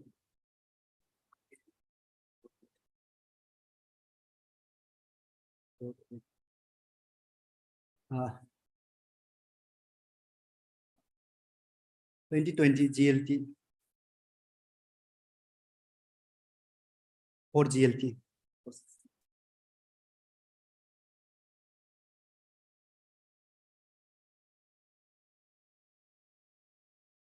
GLT page number? Page number, my lord, 460.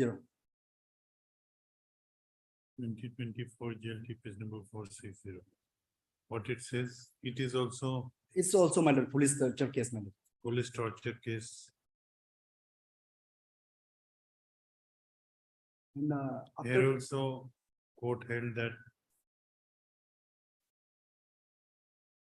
prosecution sanction is necessary. yes, my lord.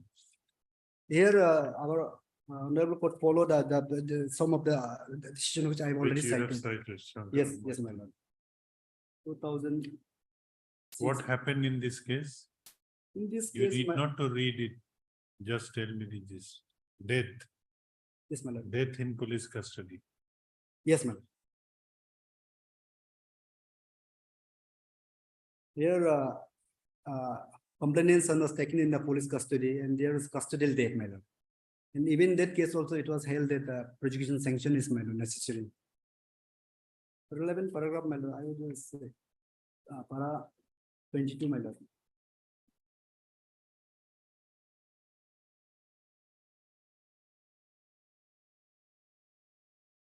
Para 22 is, my lord, relevant, my lord.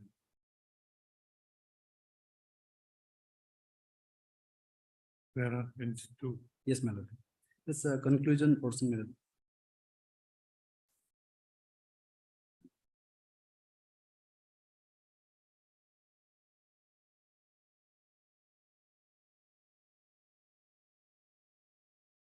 Yes. May I read, my lord? 22. In the factual metrics obtaining in the case in hand, it's evident that the entire allegation of the complainant are in respect of the excess committed by police personnel, more particularly the petitioner in connection with the investigation of criminal case registered against the victim in the lockup of Rangjuli police station, where he was the officer in charge at the relevant point of time. Even it is assumed that the alleged death of the victim inside the lockup was caused due to assault on him inside the lockup that may amount to use of excess force by the police personnel while they were acting or purporting to act in the discharge of their official duties. That the incident of death of victim in the police lockup was directly connected with the discharge or purported discharge of the official duty of the petitioner is amply demonstrated from the sequence of events and the facts emerged therefrom. The alleged death of the victim is found reasonably connected with the performance of the official duty of the petitioner as the officer in charge of the Rangjuli police station. Thus, necessity of the sanction had arisen at the inception itself. Thus, from the foregoing discussion and the light of the principles laid down in the decisions above in respect of the requirement of prosecution sanction under section 197 of the code, this court is of the considered view that the learned court below could not have taken cognizance of the offense and issued process to the petitioner without ground of the prosecution sanction by the state government under section 197 of CRPC. In my case also, my lord, I was the officer in charge of the police station and I was the IO of the case. So I was making my lord preliminary investigation, my lord. And they alleged that in the course of that, he was committed, my lord, this act, my lord. Okay, And another judgment of our High Court, my lord, is of 2021 for GLT. Page 324.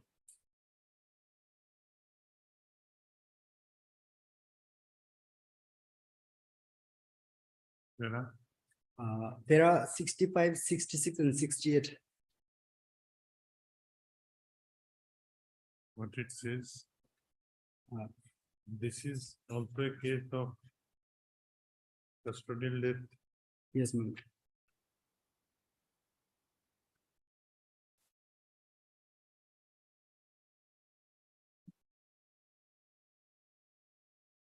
Sixty-five onward, madam. The protective umbrella given under the section 197 of the code is to protect a responsible public servant against the institution of a vexatious criminal proceeding for alleged offense committed by them in acting or purporting as a public servant. The said protection, as has been observed above, is given to the sense of security to discharge their function without any fear or favor.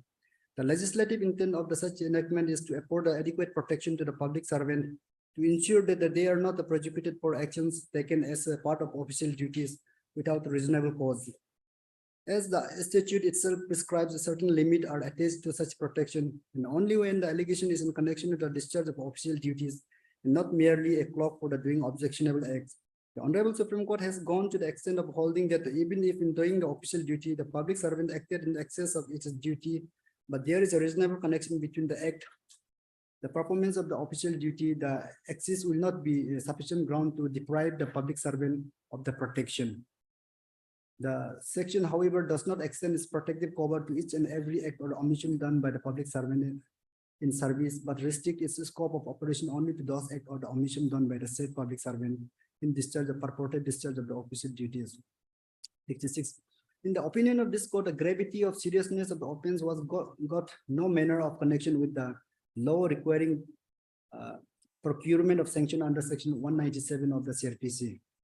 The only requirement is that the offense alleged has to be committed in discharge or purported to be discharged of the official duties by the public servant who falls within the definition of the said section. Then, my lord, para 68.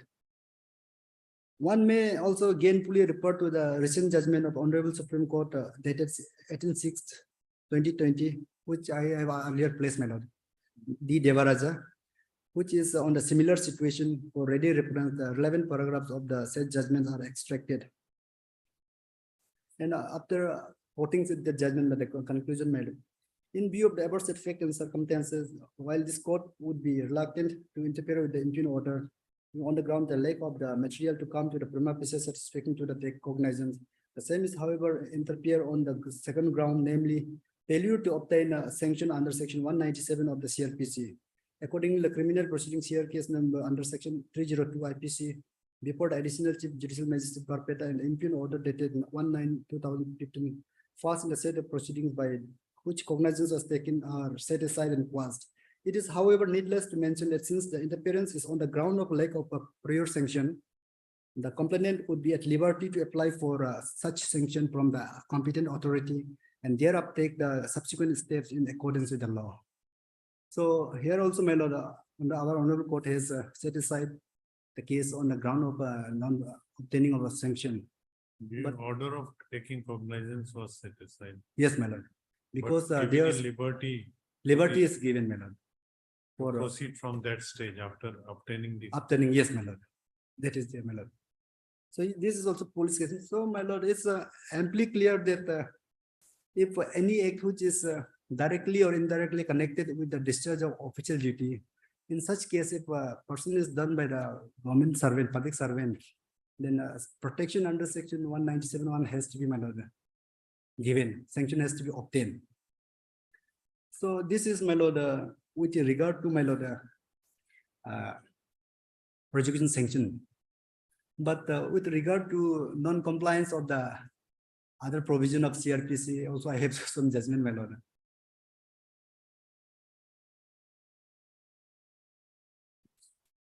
While taking cognizance of the offense, some clear indication has to be given, my lord. In which, under what provision cognizance is being taken? Yes, my lord. 190, my lord, and 200, my lord.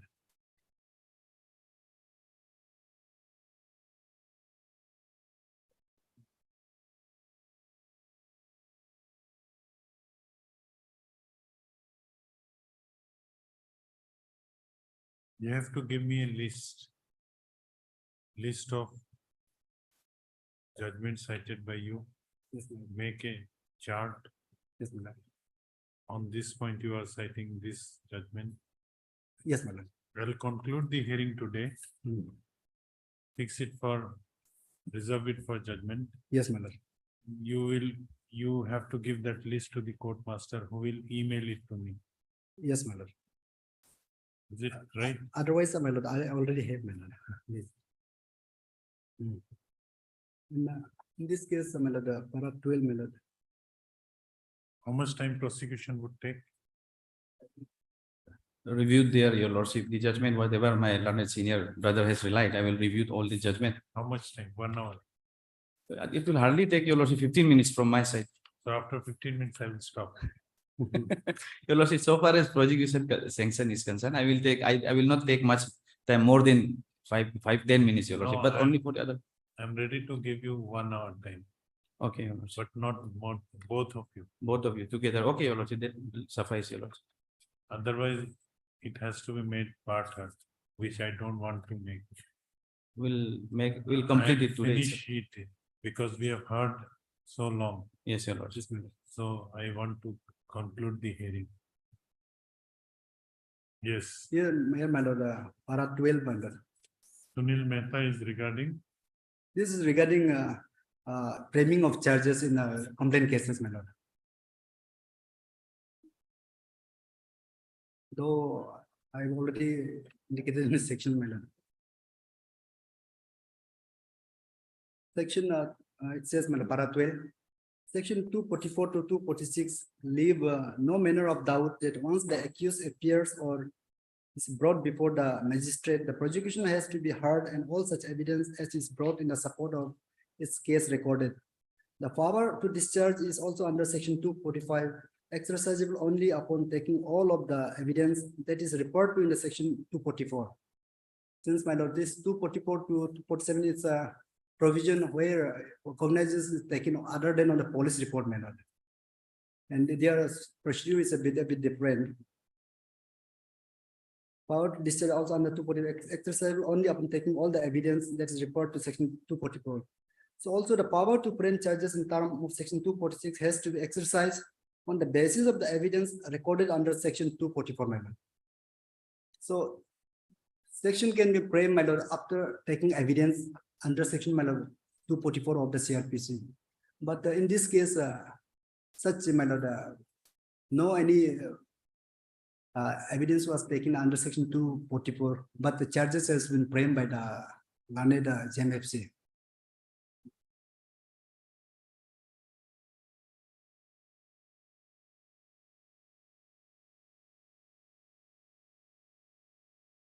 And on, my lord, alteration of charge. In the last judgment, my lord.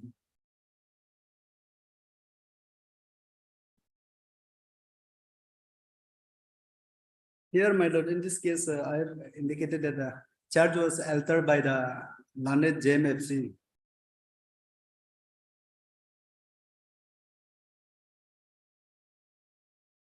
yes, Learned JMFC on the application filed by the, my lord, complainant, my lord.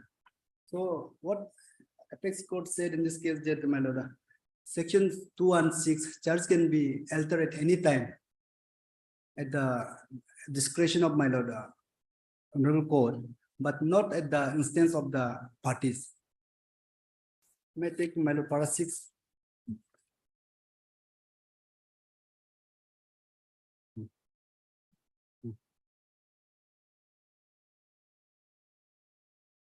May I read my lord? Yes. Having heard the learned counsel for the respective parties, we find force in the submission of the learned senior counsel correspondent 1. Section 216 CRPC empower the court to alter or aid any charge at any time before the judgment is pronounced. It is now well settled that the power vested in the court is exclusively to the court, and there is no right in any party to seek for such addition or alteration by filing any application as a matter of right.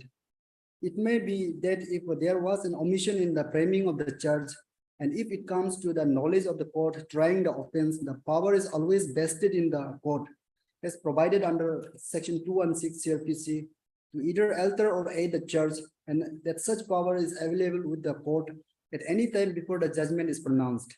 It is enabling provision for the court to exercise its power under certain contingency which comes to its notice or brought to its notice.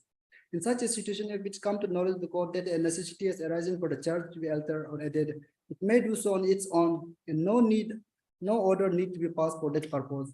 After such alteration and addition, when the final decision is rendered, it will open for the parties to work out their remedies in accordance with law. Then para 7, madam. We are taking through the section 221, 222 CRP in the context. In the light of the fact involved in the case, we are only concerned with section 216 CRPC.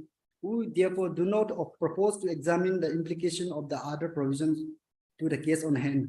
We wish to confine ourselves to the invocation of section 216 and raised with that. In the light of our conclusion that the power of invocation of section 216 is exclusively confined with the court as enabling provision for the purpose of alteration or addition of any charge at any time before pronouncement of judgment, we make it clear that no party, neither de facto complainant nor the accused for the matter, the prosecution has any vested right to seek any additional or alteration of charge, because it is not provided under the section 216 CRPC. If such a course of adopted by the parties is allowed, then it will be well nigh impossible for the criminal court to conclude its proceeding, and the concept of speedy trial will get jeopardized. So, my lord, in this text, what is clearly made, if a court comes to the conclusion, if there is error or charges to be altered, it has to be done by the court itself. No party has, my lord, any right to make a prayer for the alteration. In this case, my lord, here a complainant made a file application for alteration of charge, and that too without the hearing the petitioner accused. Charge was altered by the learned JMFC on the request of my lord, prayer of a complainant. But court has the power to alter. Yes, my lord, but here it says, my lord, not at the instance of the party, my lord. Then suppose party moves an application Yes, my lord. and thereafter court also feels that no charges are required to be altered. Then whether court can alter the charges on. Then also, my lord, the party should be heard if one party is pressing for it, because in this case, only a complainant was heard and The only petitioner court was altered. not heard, Yes, accused was not heard. yes. So, my lord, this main crux of the matter, the case. And issue here is, my lord, here complaint, I mean, alleged victim is also now, I have come to learn as a police constable who was unofficial, my lord, without obtaining leave, he was committing all those crime, my lord. Now subsequently. Victim is also a police constable. Yes, my lord. Later on, I have learned actually he is police constable in another district, and he was on unauthorized leave at that point of time. And subsequently, he has been terminated from his service. So that is the main reason, my lord, they are hell-bent upon petitioner, my lord. Terminated from service because of pendency of this case. This case, an unauthorized leave, which I have annexed, my lord, order, my lord. So your main ground is non-availability of Prosecution sanction. sanction.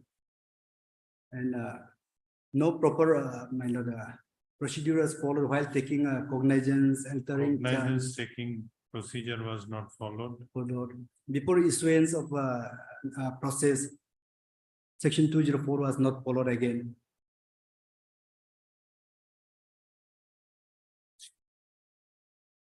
This termination dismissal order is, my lord, annexure 17.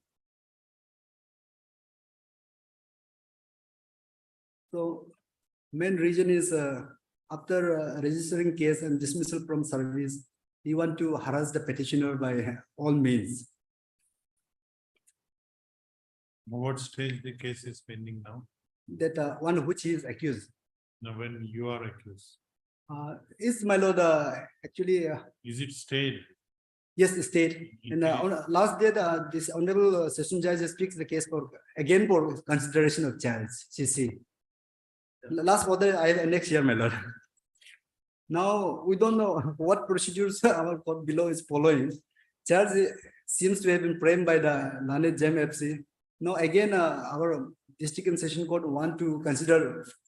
Now, in a sessions tribal case, who is to frame charge? It is Session the court, your sessions court. Session court only. Trial not commence in this case yet, your lordship. Trial has Trial not commence here because CC has not done. Only in the time of cognizance, only the section has been altered, your lordship. Framing of charge is not yet started. No evidence has been taken for framing charge because evidence must be there for framing charge. finish. So, yes, my lord. So, my lord, I would just want to remind my lord, the alleged protest petition, which mentioned in at the time of taking cognizance was not there, not on the record. Lords, you can see from the record. That was filed after 1 month, my lord. Using that document as a, my lord, a protest petition, order was how order can be passed 1 month in advance, my lord. So all this, my lord, procedures and provisions were not followed, my lord, which is a clear abuse of the process of the law, my lord.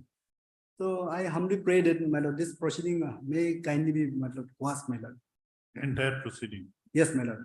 Arisen out of, my lord, this order dated 9/11, my lord. Yes, now PP. Yes, your lordship. Your lordship, may I start it with the prosecution sanction part? I will clarify, then we'll come on the procedure. That will be more convenient. Your lordship, Their contention, what I have understood that even if there is an assault, if it is in purported exercise of your official duty, yes, your lordship. then sanction is necessary. Yes, your lordship. If that is a part of official duty, then every accused has they will under compulsion to admit their guilt, your lordship. If that is the considered to be purported act, your lordship. So your lordship may kindly come to the provision of the CRPC. I will come to that, then I will come, your lordship. But he has cited some judgment. I will come on that, your lordship. Judgment I will come also, your lordship. There is a specific provision under CRPC 163. Because if statute provide, then your lordship, we have to follow the statute, then we'll come to the judgment, your lordship. 163. Yes, CRPC, your lordship. Yes. May I read, your lordship? No inducement to be offered. No police officer or other person in authority shall offer or make or cause to be offered or made any such inducement, threat, or promise as mentioned in section 24 of the Indian Evidence Act 1872. The first clause itself is very clear, your lordship. The CRPC says So there is a bar. there is a bar. And second is, but no police officer or other person shall prevent by any caution or otherwise, your lordship, any person from making in the course of any investigation under this chapter any statement which he may be deposed to make of his own free will, provided that nothing in subsection shall affect the provision of subsection 4 of the 164. That is the confessional statement. Now, your lordship, as per the CRPC, there is a bar. No, under no inducement or threat, the police should record any statement or take any statement from the accused person or any person, your lordship. So, considering that aspect, your lordship, The coordinate, coordinate bench of the Guwahati High Court had specifically deal with the custodial, your lordship, torture and threat, this assault to the accused. This is the judgment of our Honorable High Court, your lordship, where it has been clearly mentioned, relying on this 163 also, your lordship. Justice Ansari, Yes, your lordship, Justice Ansari judgment. Sushil Kumar Barua, Golab Chandra Kalita. Yes, sir. This will cover this case. In fact, in this case also, the same thing has happened, your lordship. Here I was the judicial magistrate. Okay, your lordship.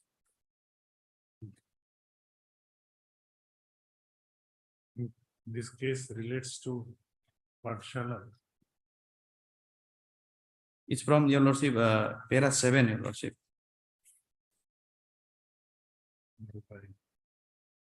May I read, your lordship? Turning to the question as to whether in the facts and circumstances to the present case, sanction under 197 CRPC was required. It is pertinent to note that the sanction under section 197 CRPC is required only in respect of persons who are removable from office by or with the sanction of the government, without entertaining into the discussion of the question as to whether an inspector of police is covered by the provision of section 197 CRPC or not. What is of utmost importance to be determined is this: whether in the facts and circumstances of the present case, the accused petitioner can be said to have done what he has alleged done while acting or purporting to act within the meaning of section 197 CRPC in the charge of official duty. Now, this was the, your lordship, issue which has been framed, which has to be decided. Now, your lordship, para 10. The act which section 197 CRPC seek to protect are those which fall within the scope and range of the official duties of the public servant concerned. Thus, the protective umbrella of section 197 CRPC extends to only such act which fall within the scope and range of public servant official duty. In other words, for availing protection under section 197 CRPC, the act of the public servant concerned must not only fall within the scope and range of his official duty, but that the offense must be connected with the official duty and not unconnected therewith. The necessary corollary following from this limitation is that when an act is provided to be done by a public servant in discharge of official duty, such act of the public servant, though committed during the discharge of the official duty, will not be protected under section 197 CRPC. Now, your lordship may come to para 12, your lordship. From what has been laid down in P. Aruswamy Supra, it is clearly followed that in order to seek and receive protection under section 197 CRPC, the public servant, if questioned, shall be liable to claim that whatever he did was done by him by virtue of his office and in discharge of his official duty. In short, the act constituting the offense must directly or reasonably be connected with the official duty and must have been done in discharge or purported discharge thereof. Section 197 CRPC does not extend its protective cover to every act or omission done by a public servant in service, but restricts its scope of operation to only those acts or omissions which are done by a public servant in the discharge or purported discharge of official duty. 13 para. A close analysis of the provision of section 161 and 163 CRPC, read with the section 24 of Evidence Act, clearly indicates that a police officer is prohibited from beating or confining any person with a view to, inter alia, induce and threat such a person to make a statement or confession. In fact, section 330 IPC make the act of causing hurt aimed at extorting confession an offense punishable with imprisonment for a term which may be extended in 7 years. In view of such statutory prohibition, it cannot be argued that the act complained of in the present case are act done by the accused person under color of his duty or authority. There is no legitimate and perceptible connection between the act which the accused petitioner has allegedly done and the duties and obligation cast upon him by law. When the law has prohibited an officer from doing what he has done, he cannot be heard to say that what he has done was in exercise of his duty or even purported exercise of his duty. It is no part of the duty of a police officer to beat a person at the police station to extort confession from him, nor is it or part of a duty of the police officer to confine a person at police station without having arrested him. For in the case at hand, the complaint discloses that the complainant was allegedly taken into as early as on 15/7/1994, but was produced before the Chief Judicial Magistrate as late as on 19/7/1994, and that too when a report was called for in this regard by the Chief Judicial Magistrate on the basis of the complaint made by the complainant brother-in-law, to effect that the complainant and the said Telawala had been kept detained illegally and were tortured at the police station, at the said police station. 14. The fact of the present case are substantially covered by the FX court decision in the state of Maharashtra versus Atmaram and other AIR so and so, wherein the apex court observed and held as follow. In the state of Maharashtra versus Burao criminal appeal number so and so, AIR 1966 SC 1983,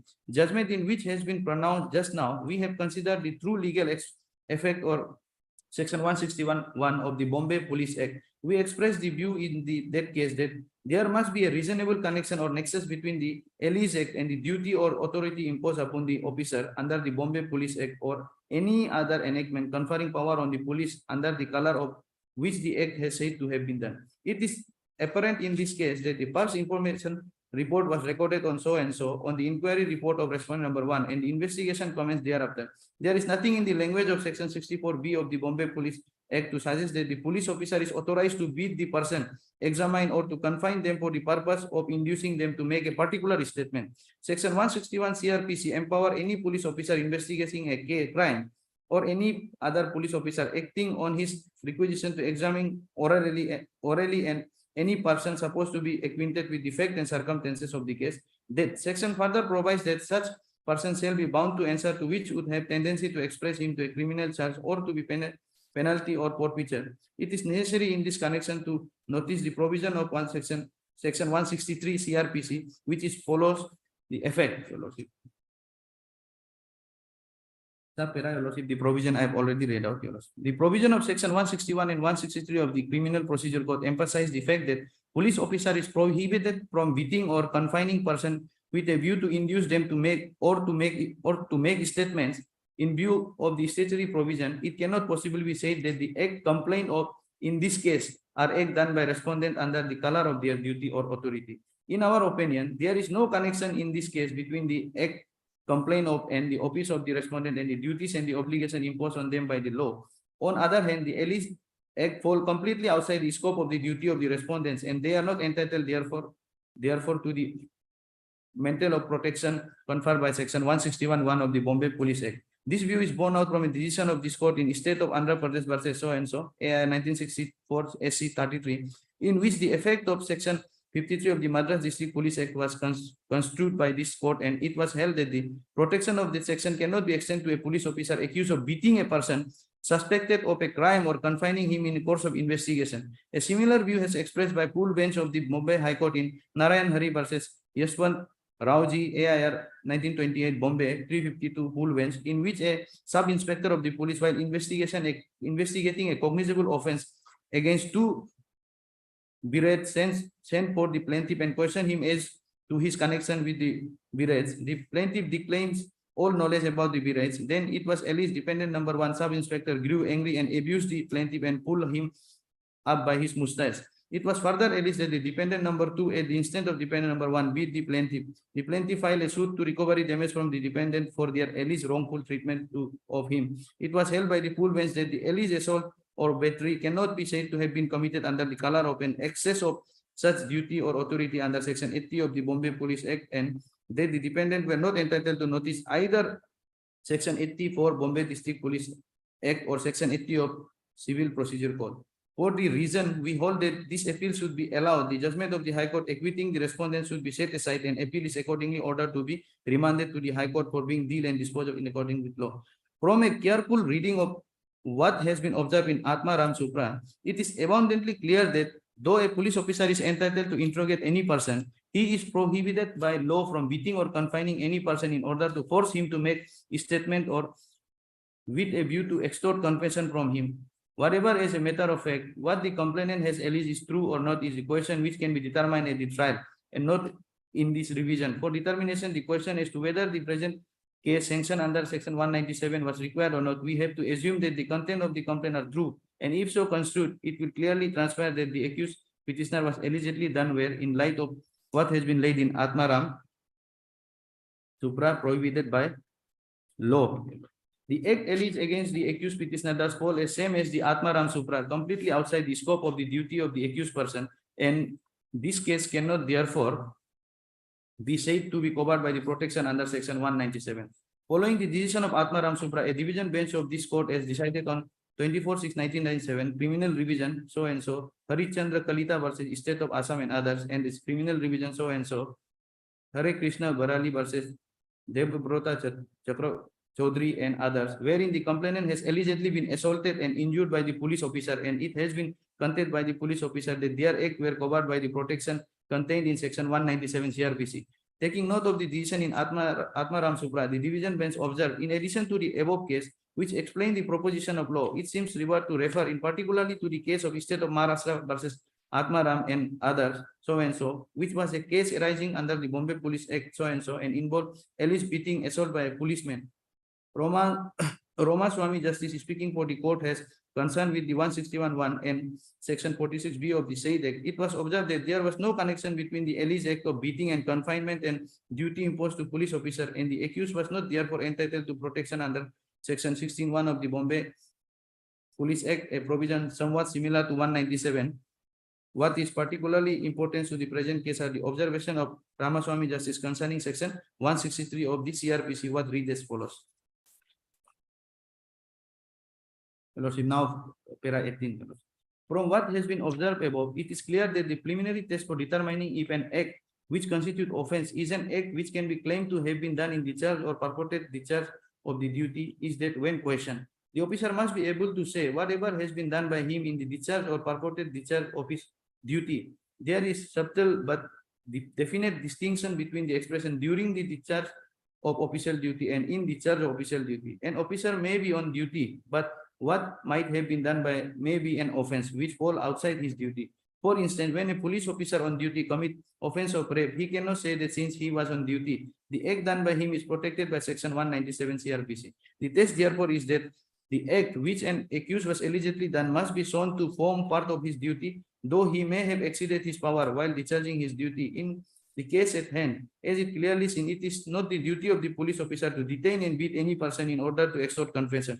Far from this, the law prohibited police officer from detaining and beating and coercing any person or order to induce or force such a person to make any statement, far less confession. What the accused petitioner has allegedly done in present case is an act prohibited by law, and hence his said act having fallen outside the scope of his duty cannot be said to have been done by him in discharge or purported to be done in official duty.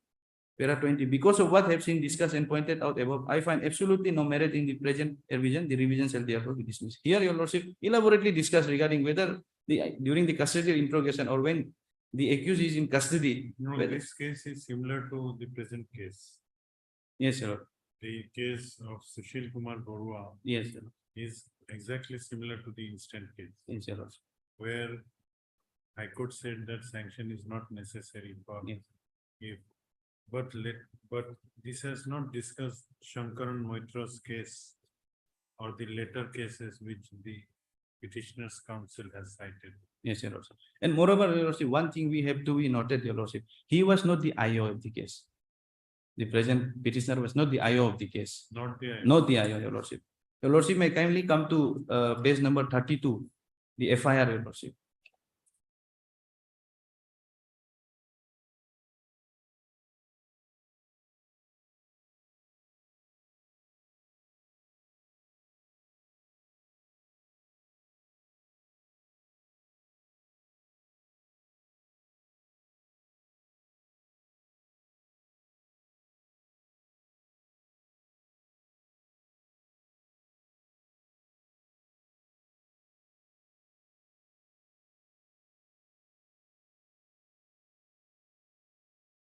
Page 32. Yes, Your Lordship. 32 of their petition, Your Lordship. The final form, Your Lordship, the FIR, Annexure 6.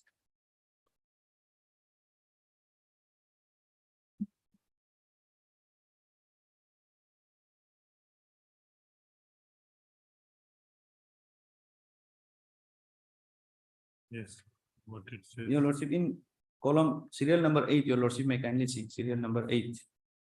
Name of IO. Oh, the sin.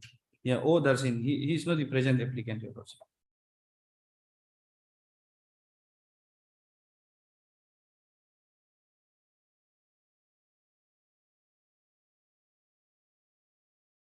So he was not under duty to Investigate the matter. interrogate. also. Interrogate, yes, your lordship. That is your. Yes, yes, your lordship. Even if suppose, your lordship, they succeed to demonstrate this court that whatever the act, whatever he has done is act fall under discharge of official duty. That extent cannot be taken because he has not a duty to interrogate or investigate the matter. Because he was not the. IO. Yes, your lordship. Exactly. And your lordship, the recent judgment of the Honorable Supreme Court, although it is not connected with the custodial interrogation or custodial death, it's regarding the, your lordship, what aspect has to be considered when the section 19 of the PC Act and 197 of the CRPC has been distinguished, your lordship, where it says the cognizance is not for the purpose of cognizance. If suppose initial stage is court find that this is not the act supposed to be done in discharge of official duty, then on the subsequent stage also that plea can be taken. The learned court below can consider on the subsequent stage also, if while if they claim that they have acted on the discharge of official in the discharge of official duty, even on the subsequent stage, that can be considered. It's not a it's not a condition precedent that during the time of taking cognizance, sanction must be there under section 197. Your lordship may kindly come to para 55. Trial sanction. Your lordship, this is the thing, your lordship. 19 is of paramount importance under PC Act. 19 when PC Act comes, your lordship, but 197 is only talk about whether the act is done in discharge of official duty or purported to be done in the discharge of official duty. That can be considered at the stage of cognizance also, even at the later stage, your lordship. So, your lordship, from para 55 onward, your lordship. What it says.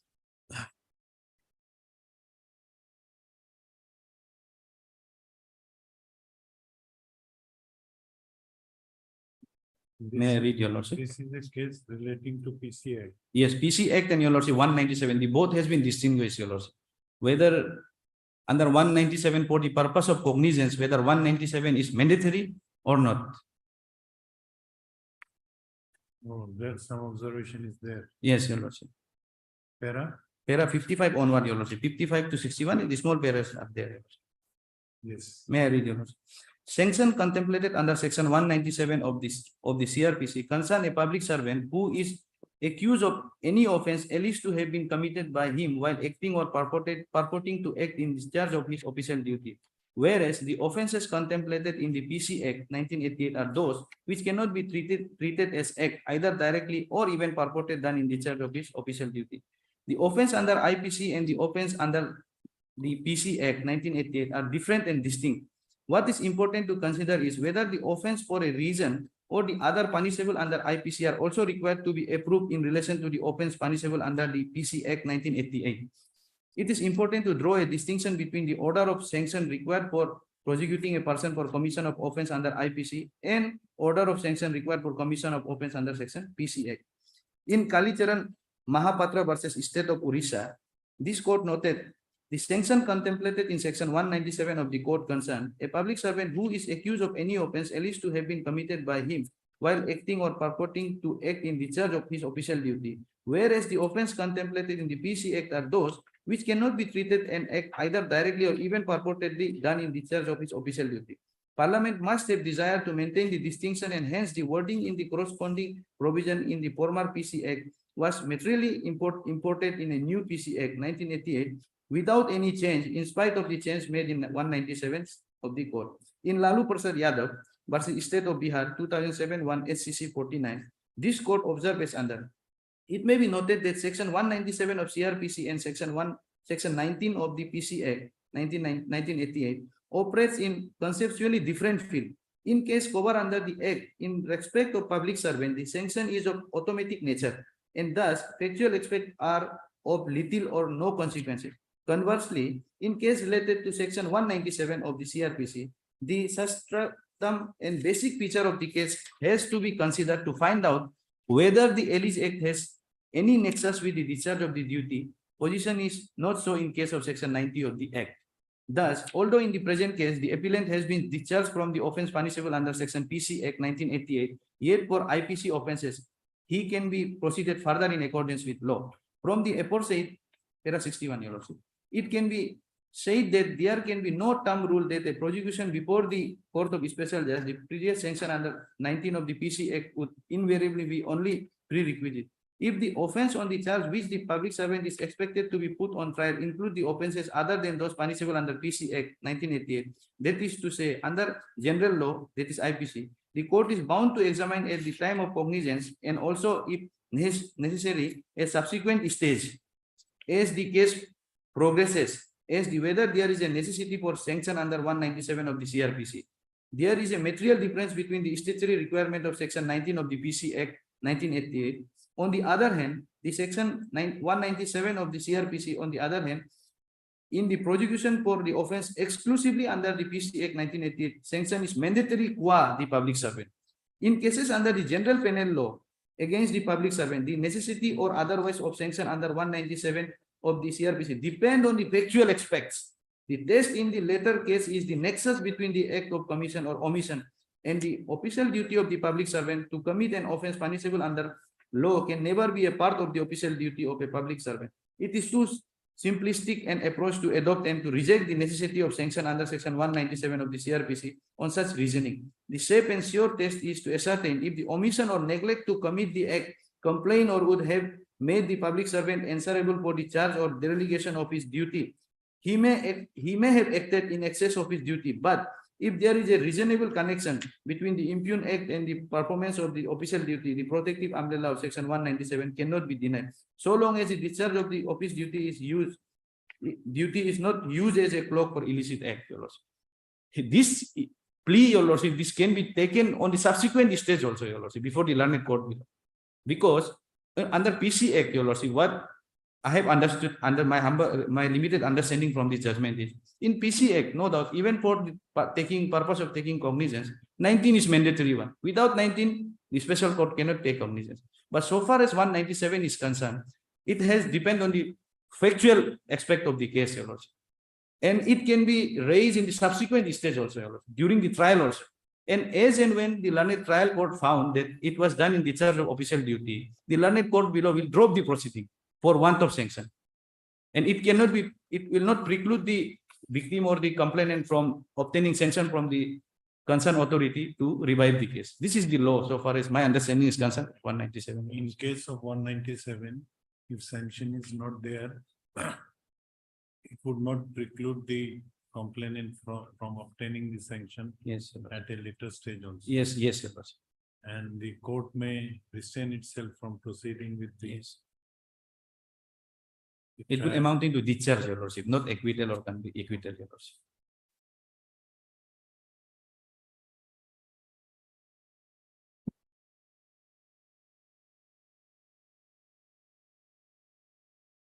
And Your Lordship, if suppose Your Lordship, the fact of this case, if the act which the Alice Act which has been committed by the concerned police, Your Lordship, if that has been construed as an act part of an official duty, then it will be, Your Lordship, very risky risk for the, Your Lordship, the accused, Your Lordship.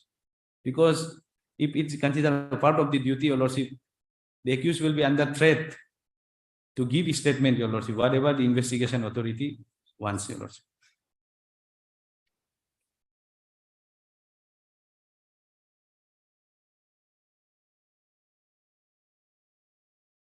Your Lordship, so far as Your Lordship 197, I have many judgments, but Your Lordship, the present case, Your Lordship, which I have relied, this will cover, because the other are regarding the same issue, whether it is done in the discharge of official duty or purported to done in discharge of official duty. That has to be called out from the fact only, Your Lordship. And so far as this present fact is concerned, it is barred under section 163 of the CRPC, my humble submission regarding this, regarding sanction. Now I will come to the, Your Lordship, the procedure which has been learned court below has followed.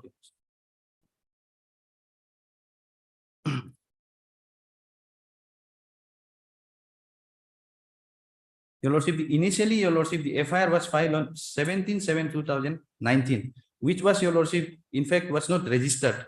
We will But- continue after lunch. Okay, okay. How much time more, how much more time will take?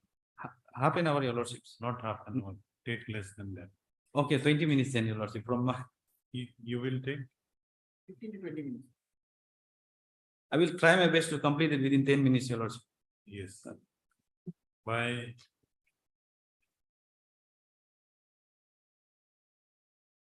because by 3 I want to conclude everything. Okay, your lordship. Okay, we'll try our best. So after lunch. Okay. Because you will answer. One, two, some of Clear. the long statement.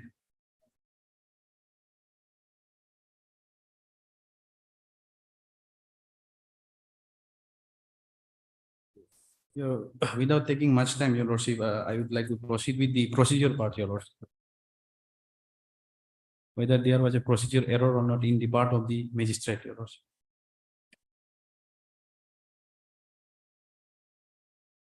Yes.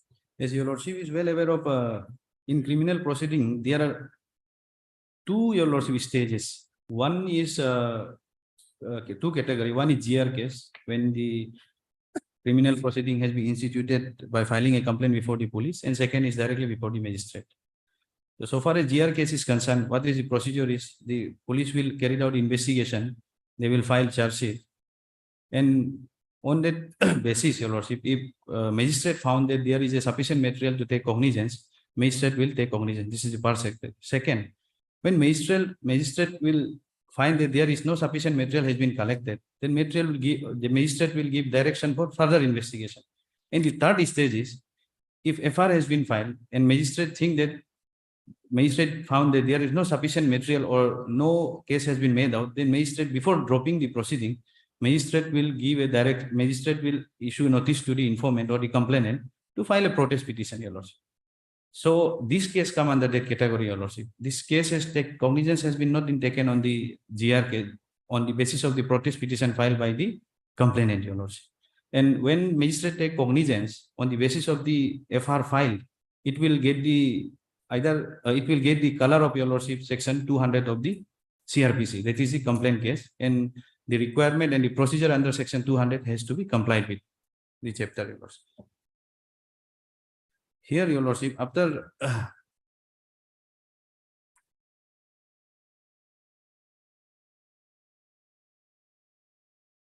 Here your submission is the cognizance was taken only on complaint.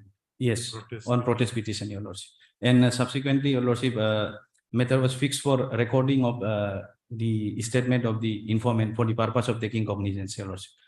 So, your lordship, here, your lordship, they have filed on the day when they have appeared on 9/11/2020, your lordship. The summon was issued to the complainant on 28/9/2020, page number 73, your lordship.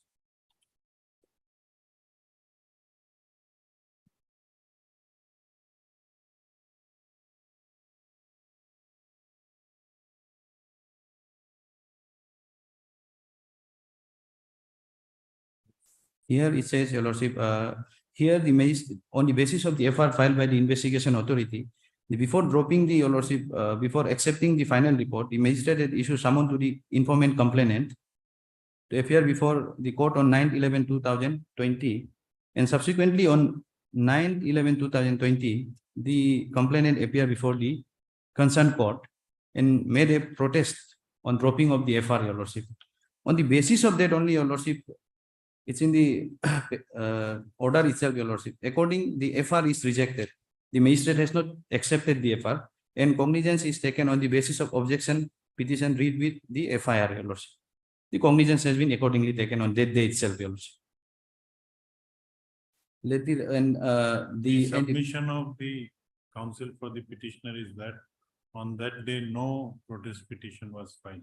Yes, your lordship. But the question here is whether on the protest made by the complainant, your lordship, whether either, your lordship, the magistrate has two options. If protest is filed or the protest is made before the court, the learned court, if satisfied, may give a further direction for further investigation. That is a free cognizance stage when give a further direction. But when magistrate accept the protest made by the concerned complainant, your lordship, either magistrate will, your lordship, if magistrate take cognizance, it will be presumed that magistrate has taken cognizance, and it will be govern in accordance to the complaint proceeding, complaint procedure, your lordship. So accordingly, your lordship, the date was fixed on 14/12/2020.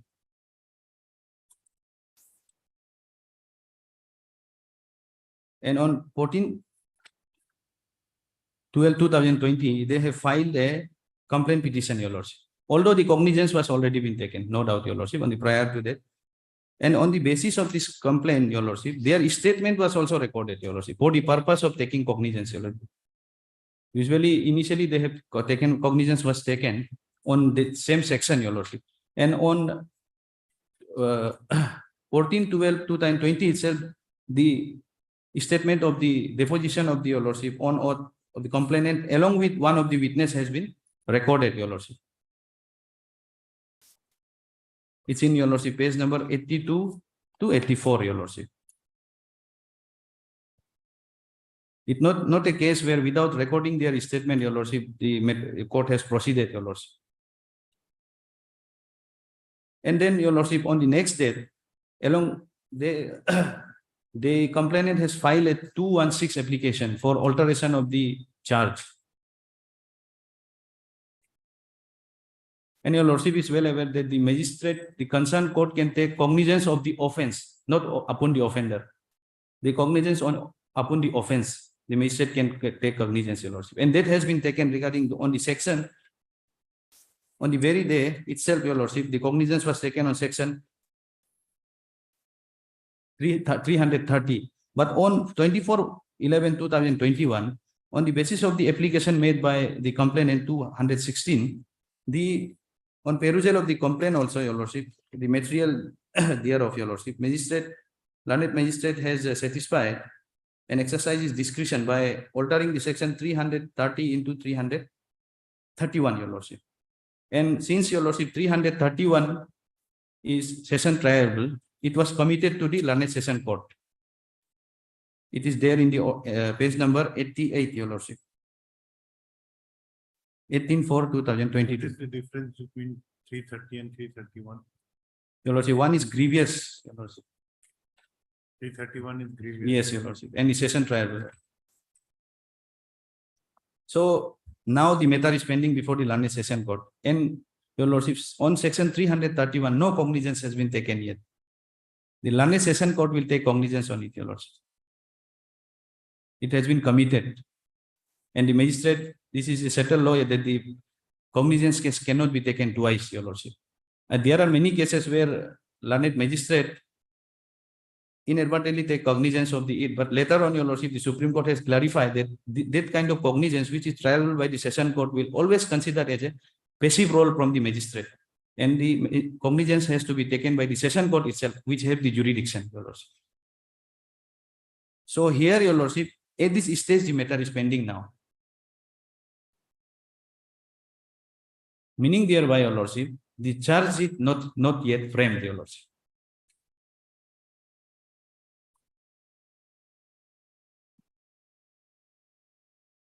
Now, suppose if it is a case instituted upon complaint, Yes. otherwise than on police report, Yes, it shall be deemed to be a case instituted otherwise than on police report, yes, your lordship. on complaint. Yes, your lordship. Then in case of sessions tribal offense, Yes, before committing the case, all the witnesses are to be examine. examined by the committal court The committal court has, your lordship, examined the two of the witnesses, your lordship. before committing. Yes, your lordship. Is there in the record, your lordship. On the basis of their deposition only, the learned court below has found prima facie case against the accused under section 331.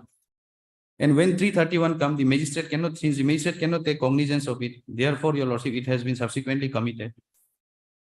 And charge has not yet framed, because before charge can be framed, your lordship, in this kind of cases, only after recording the evidence, your lordship. And regarding the other sections, whatever is there is pertains to your lordship during the cognizance, the magistrate has altered the section. And as per the, your lordship, this judgment, your lordship, the magistrate power has been, your lordship, discussed by the Honorable Supreme Court, your lordship. And your lordship reported in 2014 3 SCC 659, your lordship. What is this? Your lordship, regarding the power of the magistrate to alter or add sections during inquiry or during taking cognizance, your lordship.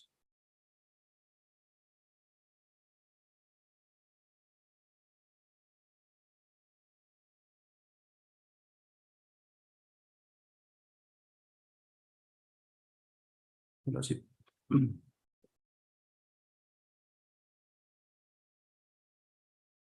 May I read the provisions, your lordship? Uh, I would like to rely, your lordship, para 12, 13, 14, and 16, your lordship. Yes. Section 12 says, Section 191 CRPC contain the provision for cognizance of offence by magistrate, and it provides three ways by which such cognizance can be taken, which are reproduced hereunder. A. Upon receive a complaint of fact which constitutes such offence. Second, upon a police report in which of such fact, that is fact constitute of the offence made by an police officer. And C. Upon information received from any person other than a police officer, or upon the magistrate owns knowledge or suspicion and that such offence has been committed. An examination of this provision make it clear that when a magistrate take cognizance of an offence upon receive a complaint of fact which constitutes such offence, a case is instituted in the magistrate court, and such case is one institute on complaint. Again, when a magistrate take cognizance of any offence upon a report in writing of such fact made by a police officer, it is a case instituted in the magistrate court on a police report. The scheme underlying CRPC clearly revealed that anyone who wants to give information of an offence may either approach the magistrate, or to give information of an offence by either approach the magistrate or the officer in charge of a police station. If the offence complained of is a non-cognizable offence one, the police officer can either direct the complainant to approach the magistrate, or he may obtain permission of the magistrate and investigate the offence. Similarly, anyone can approach the magistrate with a complaint, and even if the offence disclosed in a serious one, the magistrate is competent to take cognizance of the offence and initiate proceedings. It is open to the magistrate but not obligatory upon him to direct investigation by police. Thus, two agencies have been set up by taking cognizance of the court. 13. But the instant matter arises out of a case which is based on a police report, as a false information report has been lodged before the police of Disha police station under 154, and therefore the investigation was conducted by police authority in terms of proceeding prescribed under chapter 12 CRPC, and thereafter charge sheet was submitted. As this stage, the Chief Judicial Magistrate, after submission of the charge sheet, appeared to be entertained an application of the complainant for addition of 3 other sections into the charge sheet, completely missing that if it were a complaint case lodged by a complainant before the magistrate under section 191A CRPC, obviously the magistrate has full authority and jurisdiction to conduct inquiry into the matter, and if at any stage of the inquiry the magistrate, though it appropriate, the other additional section also were fit to be included, the magistrate obviously would not be precluded from adding them, after which the process of cognizance would be taken by the magistrate, and then the matter would be committed for trial before the appropriate court. This is what here happened in this case, your lordship. And para 14. But if a case is registered by a police based on FIR, now we speak about FIR, registered at the police station under section 154 and not by way of complaint under section 191A CRPC before the magistrate, obviously the magistrate inquiry cannot be held in regard to the FIR, which had been registered, as it is the investigation agency of the police, which alone is legally entitled to conduct the investigation, and thereafter submit the charge sheet, unless of course a complaint before the magistrate is lodged where procedure prescribed for complaint case would be applicable. In a police case, however, after submission of charge sheet, the matter goes to the magistrate for forming an opinion as to whether it is fit case for taking cognizance and committing the matter for trial in a case which is lodged before the police by way of FIR, and magistrate cannot exclude or include any section into the charge sheet after investigation has been completed and charge sheet has been submitted by the police. The question therefore emerges whether the complainant, informant, prosecution would be precluded from seeking a remedy if the investigation authority have failed in their duty by not including all section in IPC on which offence has been made out in spite of fact disclosed in the FIR. This speak about the GR case. The answer obviously has to be in a negative, as the prosecution cannot be allowed to suffer prejudice by ignoring exclusion of the section which constituted the offence if the investigation authority for any reason whatsoever have failed to include all the offences into the charge sheet based on FIR on which investigation has been conducted. But then a further question arises as to whether this lacuna can be allowed to be filled in by the magistrate before whom the matter come up for taking cognizance after submission of the charge sheet.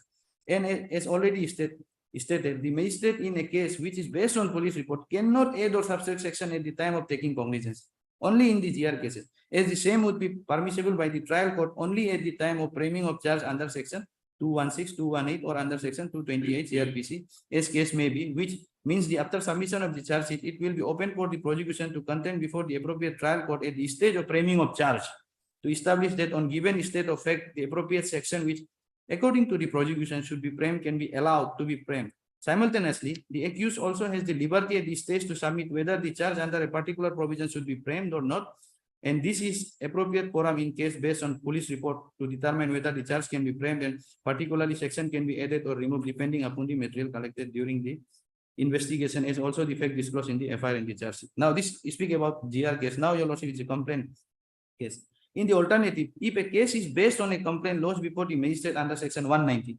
here your lordship, in this case, protest petition has been converted into complaint. Section 190 or 202 CRPC, the magistrate has been conferred with full authority and jurisdiction to conduct an inquiry into the complaint, and thereafter arrive at the conclusion whether cognizance is fit to be taken on the basis of the section mentioned in the complaint or further section where to be added or subtracted.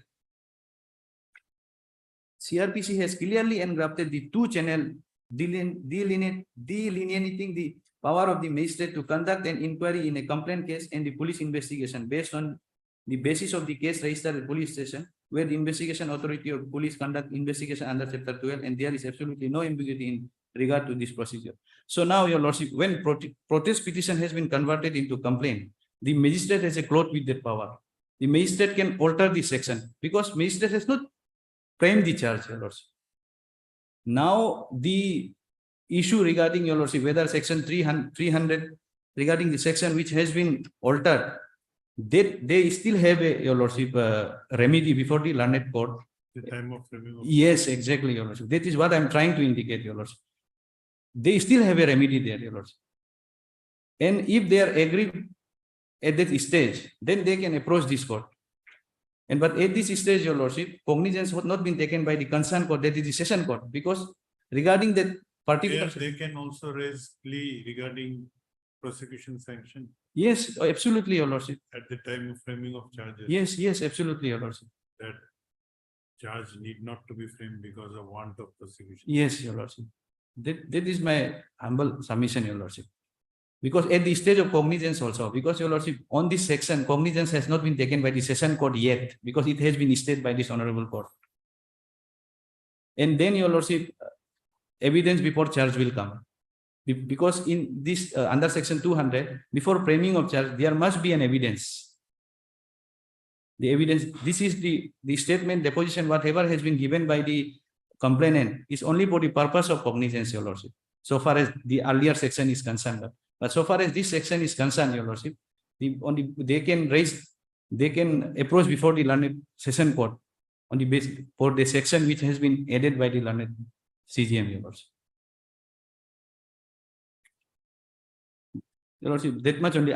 In my humble understanding, there is no any procedural error. And so far as, your lordship, the prosecution sanction is concerned, in my humble understanding, the act whichever has been done or purported to be done in the charge of official duty, under no stretch of imagination will fall under the duty conferred to the police officer. No doubt there is a specific, your lordship,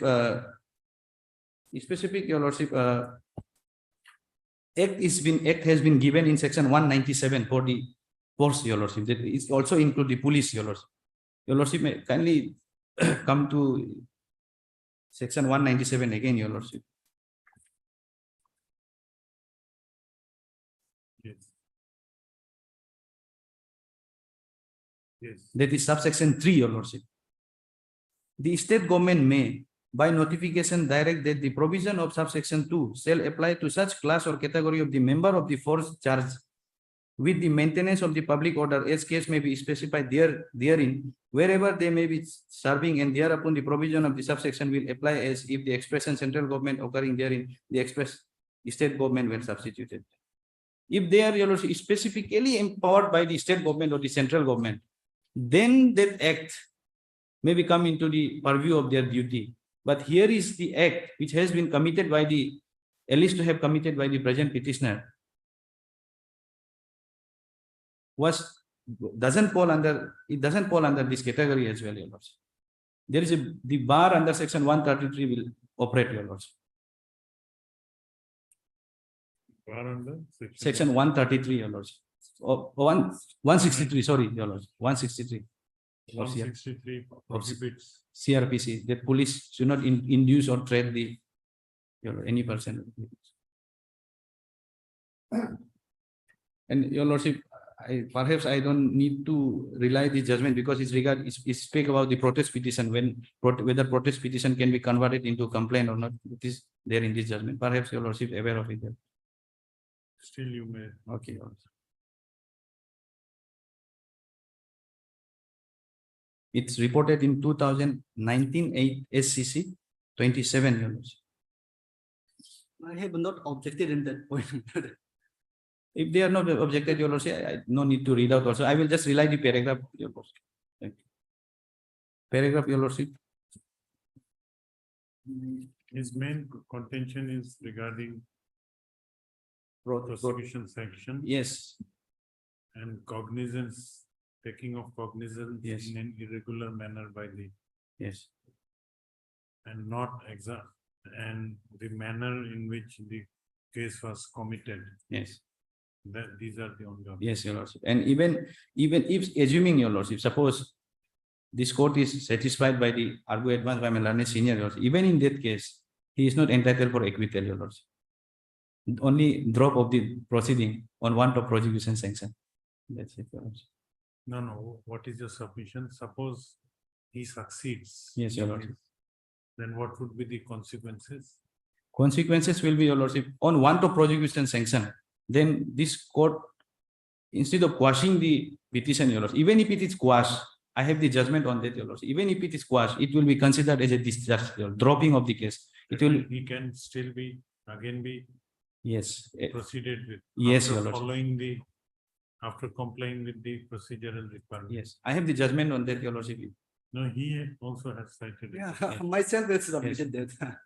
He has cited it. After obtaining prosecution sanction, they can, But the issue here, your lordship has to consider is whether that act will fall under the charter of duty, which are supposed to be discharged by the police officer.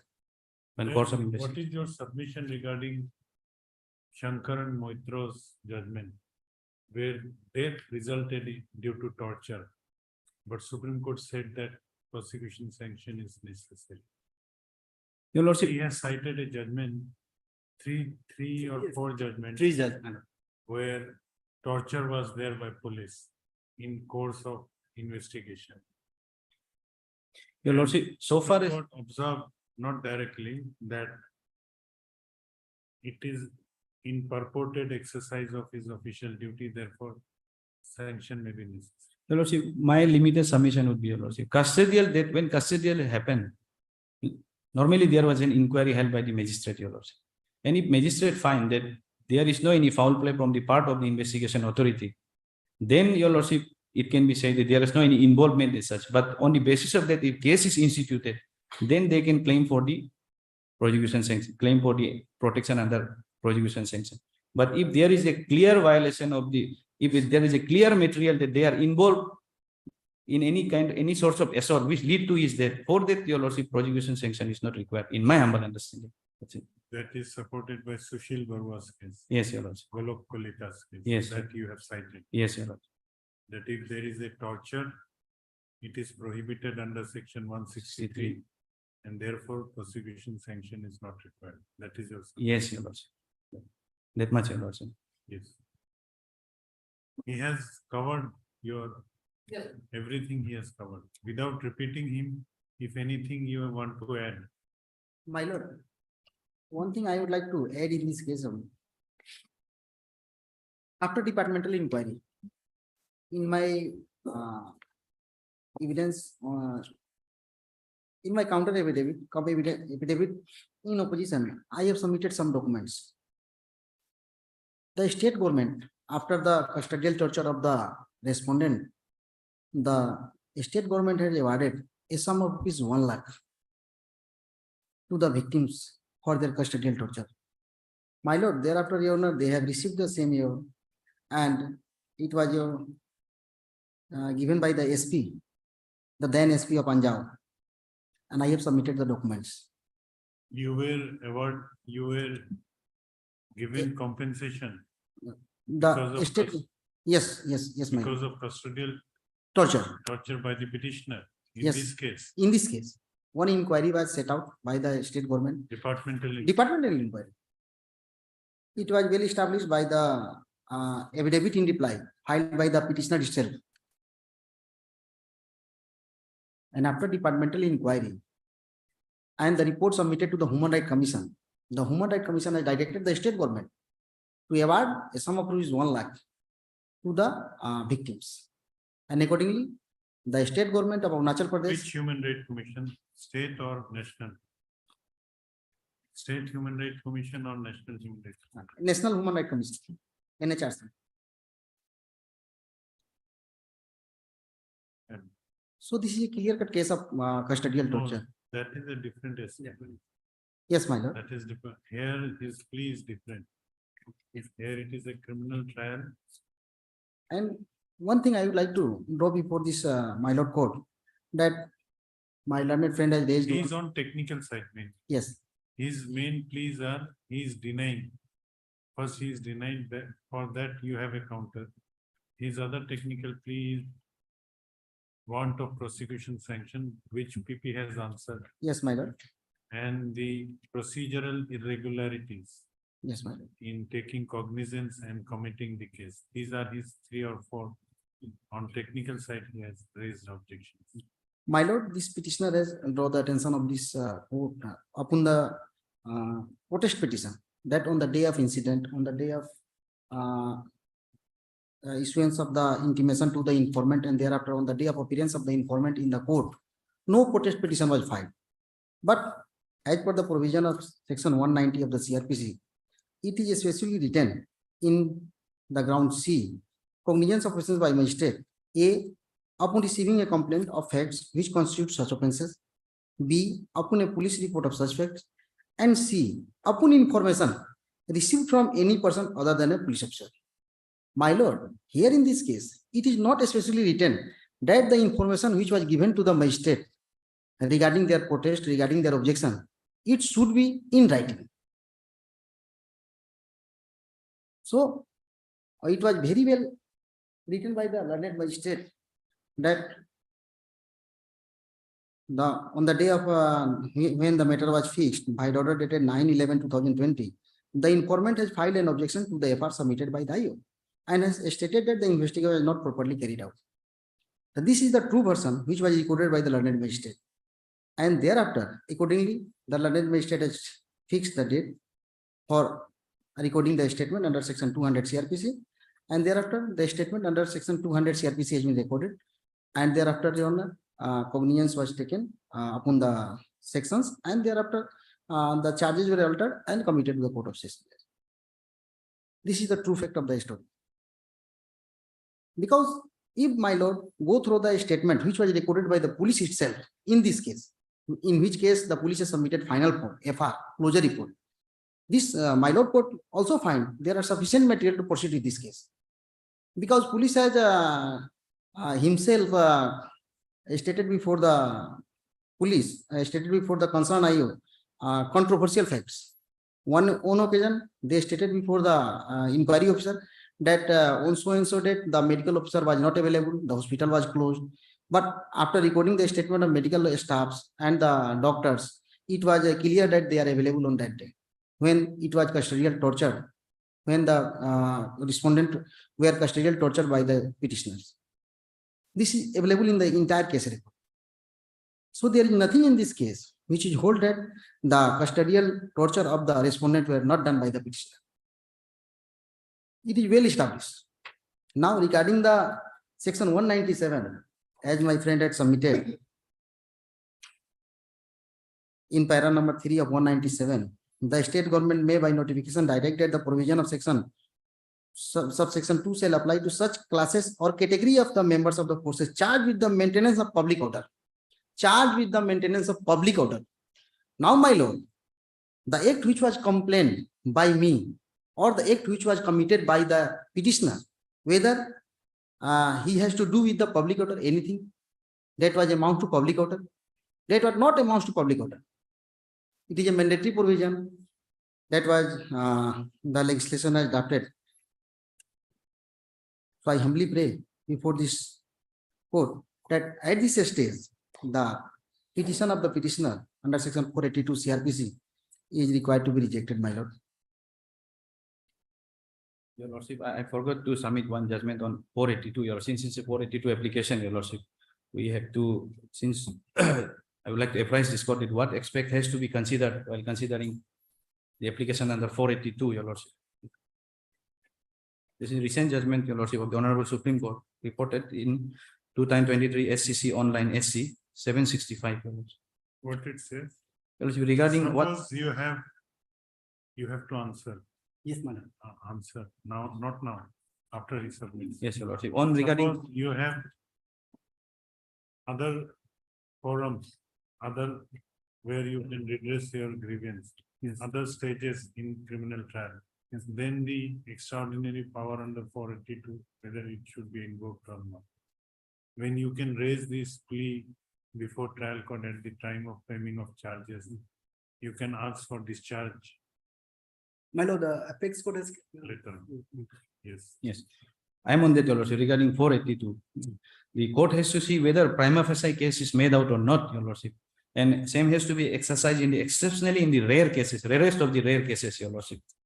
So here, your Lordship, as we have already indicated, your Lordship, the remedies there before the learned court below as well, your Lordship. And for want of sanction, your Lordship, the proceeding one would not be vitiated, won't be vitiated, your Lordship. So, your Lordship, recently Supreme Court has again reiterated the guidelines, your Lordship, regarding that. Here also the charge were framed.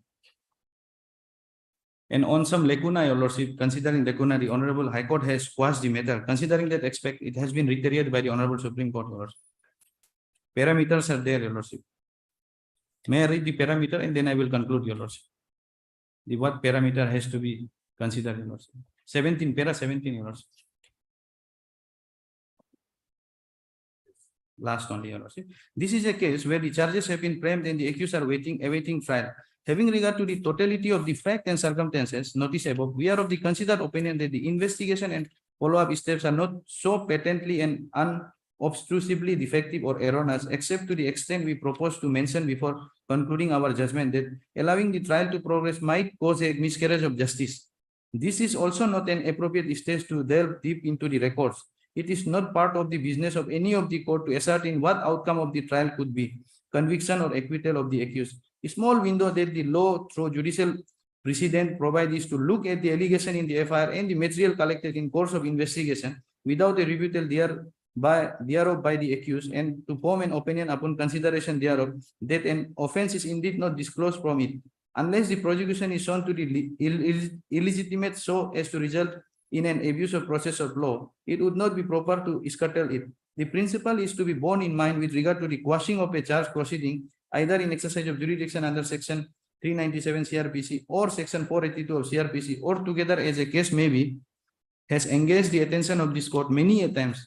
Reference to each and every precedent is unnecessary. However, we may profitably refer to only one decision of this court, where upon a survey of almost all the precedent on the point that principle have been summarized by this court is currently in Amit Kapoor versus Ramesh Chandra, this court laid down the following guidelines principles. 127.1. Though there are no limit of the power of the court under section 482 of the code, but the more the power, the more due care and caution is to be exercised in invoking this power. The power of quashing criminal proceeding, particularly charge frame in term of section 228 of the code, should be exercised sparingly and circumspection, and that too in the rarest of the rare case. The court should apply the test of as to whether the uncontroverted allegation is made from the record of the case and the documents submitted therein with prima facie establish the offense or not. If the allegations are so patently observed and inherently improbable that no prudent person can ever reach such a conclusion, and where the basic ingredient of the criminal offense are not satisfied, then the court may interfere. The High Court should not unduly interfere. No meticulous examination of the evidence is needed for considering whether the case would end in conviction or not, the stage of framing of charge or passing of charge. Where the exercise of such power is absolutely essential to prevent patent miscarriage of justice and for correction some grave error that might be committed by the subordinate court. Even in such case, the High Court should be allowed to interfere at the threshold to throttle the prosecution in exercise of its inherent power. Where there is an express legal bar enacted in any of the provision of the code or any specific law in force to vary initiation or institution and continuation of such criminal proceeding, such a bar is intended to provide specific protection when used. The court has a duty to balance the freedom of a person and the right of the complainant or prosecution to investigate and prosecute the offender. The process of the court cannot be permitted to be used for an oblique or ultimate ulterior purpose. Where the allegation made and as they appear from the record and document annexed therein to predominantly give rise and constitute a civil wrong with no element of criminality and does not satisfy the basic ingredient of criminal offense, the court may be justified in quashing the charge. Even in such cases, the court would not embark upon the critical analysis of the evidence. Another very significant portion that the court have to observe is that it cannot examine the fact, evidence, and materials on record to determine whether there is a sufficient material on the basis of which the case would end in the conviction. The court is concerned preliminary with the allegation taken as a whole, whether they will constitute an offense, and if so, it is abuse of process of leading court to injustice. It is neither necessary nor is the court called upon to hold a full-fledged inquiry or to appreciate evidence collected by the investigation agency to find out whether it is case of acquittal and conviction. Where allegation give rise to civil claim and also amount to an offense merely because a civil claim is maintainable does not mean that a criminal complaint cannot be maintained. In exercise of its jurisdiction under 228 or under section 482, the court cannot take into consideration external materials given by an accused for reaching the conclusion that no offense has disclosed or there was a possibility for his acquittal. The court has to consider the record and document annexed therewith by the prosecution. Quashing of a charge is exception to the rule of continuous prosecution. Where the offense is even broadly satisfied, the court should be more inclined to permit continuation of the prosecution rather than its quashing at the initial stage. The court is not expected to marshal the records with a view to decide admissibility and reliability of the document and record, but is an opinion formed prima facie. Where the charge sheet report under section 173(2) of the code suffer from fundamental legal defect, the court may be well within its jurisdiction to frame a charge. Couple up with any or all of the above, where the court find that it would amount to abuse of process of the court or that interest of justice favor otherwise, it may quash the charge. The power to be exercised ex debito justitiate, that is to do real and substantial justice for administration of which alone the court exists. These are principles which individually and preferably cumulatively one or more be taken into consideration as precepts to exercise of extraordinary and wide plenitude and jurisdiction under section 482 of the code by the High Court. Where the factual foundation of an offense has been laid down, the court should be reluctant and should not hasten to quash the proceeding even on the premises that one or two ingredients have not been stated or do not appear to be satisfied if there is substantial compliance with the requirement of the offense. Obliged. Just on the 2-3 points. First, on that, my brother has said the petitioner was not the IO of the case, which is a wrong statement, not totally correct, my lord. May I take my lord to the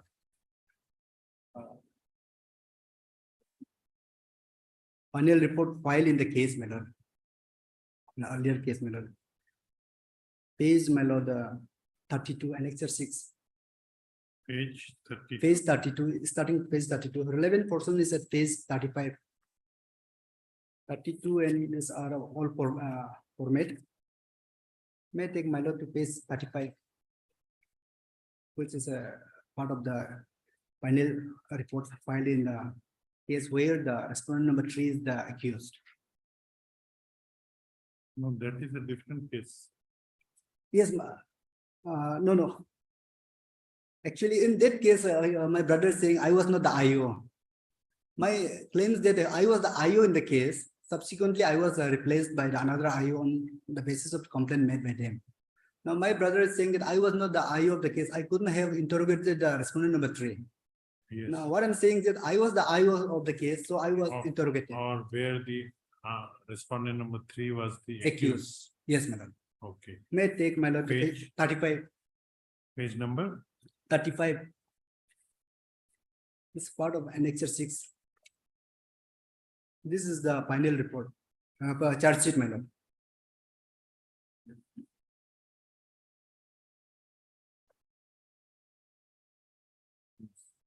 Here, my lord, this start with the paragraph, the brief case of the prosecution case is on 16/7/19.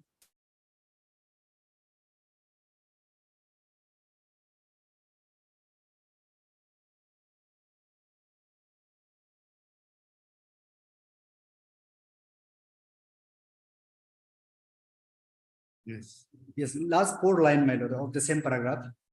Accordingly, on the receipt of the said FIR, a case was registered via the Highland PS case number 729, section such and such IPC, and accordingly, Inspector Milo Lalyang, who is the petitioner, has been taking up the investigation of the case. And on 30/7/2019, 30th, my lord, I have taken up the investigation of the case as directed by the SP Anjo by the order number such and such. Till 30th, I was the IO of the case, my lord. So it is not correct that I was not the IO of the case as submitted with my brother. When the alleged torture was done, I was the IO, my lord, till 30, my lord. It was released on the 16th of July, my lord. And I was replaced on 30th of July. okay.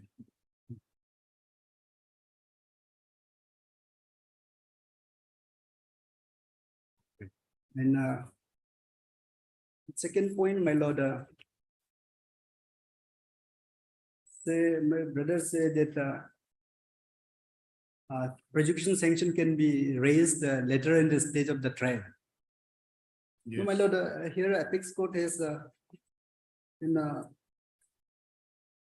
Moitra case, Sankaran Moitra has clearly said that that is not admissible, acceptable in paragraph 22, my lord, where opposite party submitted that this issue can be raised subsequent stage, but Apex Court said it cannot be. Para 22, may I read, my lord? Yes. Hmm. Para Learned- 22 Para 22, my lord. Of of Shankaran Mitra. yes, my lord, 2006 for SCC. Learned counsel for the complainant argued that the want of sanction under section 197(1) of the code did not affect the jurisdiction of the court to proceed, but it was only of the defense available to the accused, and the accused can raise the defense at the appropriate time. So Apex Court said, we are not in a position to accept this submission. Section 197(1), its opening words and the object sought to be achieved by it, and the decision of this court earlier cited clearly indicated that prosecution hit by that provision cannot be launched without the sanction contemplated. It is a condition precedent as it were for the successful prosecution of a public servant when the provision is attracted. Though the question may arise necessarily not at the inception. What ultimately happened in Shankaran Mitra? It was quashed. Yes, my lord.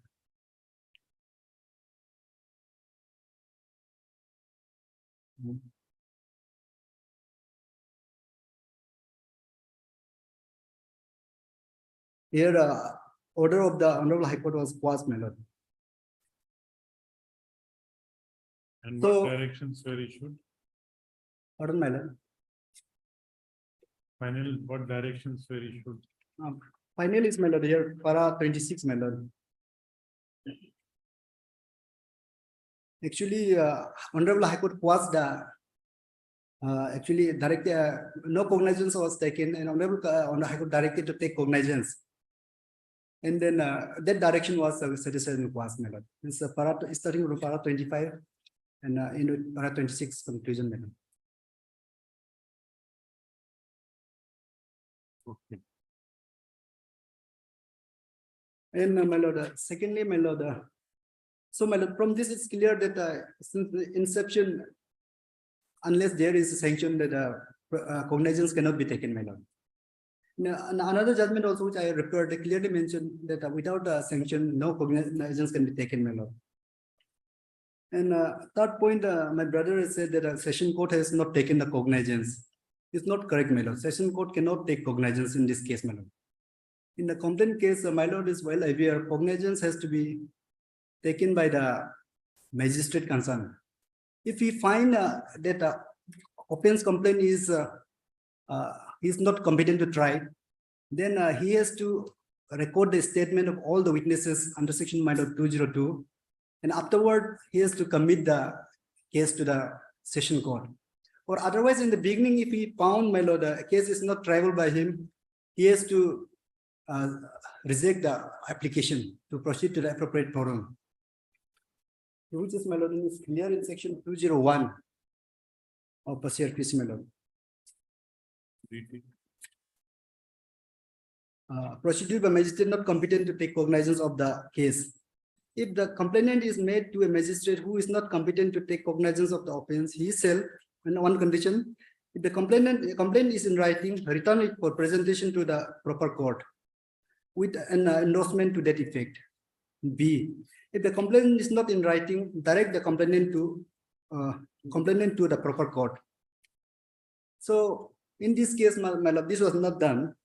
And my lord, as per section 202, if it is found that the complaint made is of session tribal in subsection provision to subsection 2, my lord, of 202, it clearly says that provided it appears to the magistrate that the offence complaint of is tribal exclusively with the session court, he shall call upon the complainant to produce all his witnesses and All examine them in witnesses. court.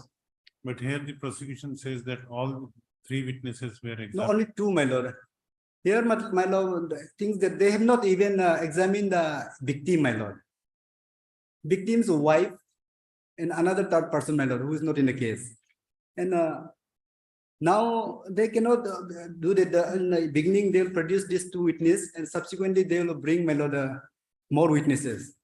Normally, in the complaint case, my lord, before issuance of process, they have to file list of witnesses as per section 204, my lord. May I take my lord to the section 204. Issue of process, my lord. If subsection 1, if in the opinion of the magistrate taking cognizance of an offence, there is a sufficient ground for proceeding and the case appears to be a summon case, he shall issue summon for the attendance of the accused.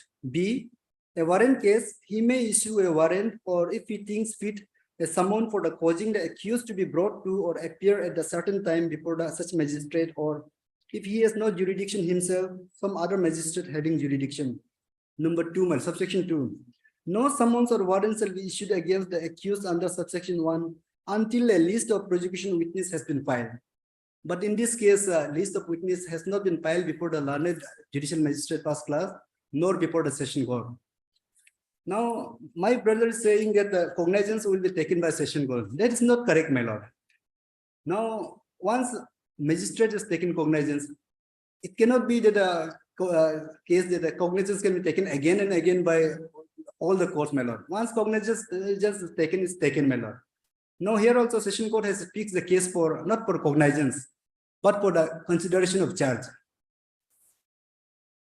Order of session court is, my lord, annexed here with page 90, my lord.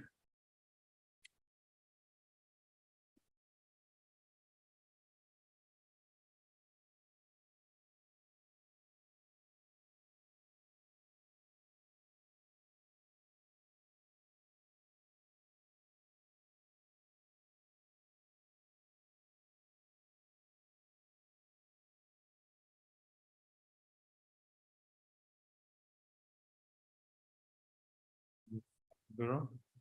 Order dated, my lord, 10/11/2020, page 90. Order by the session court.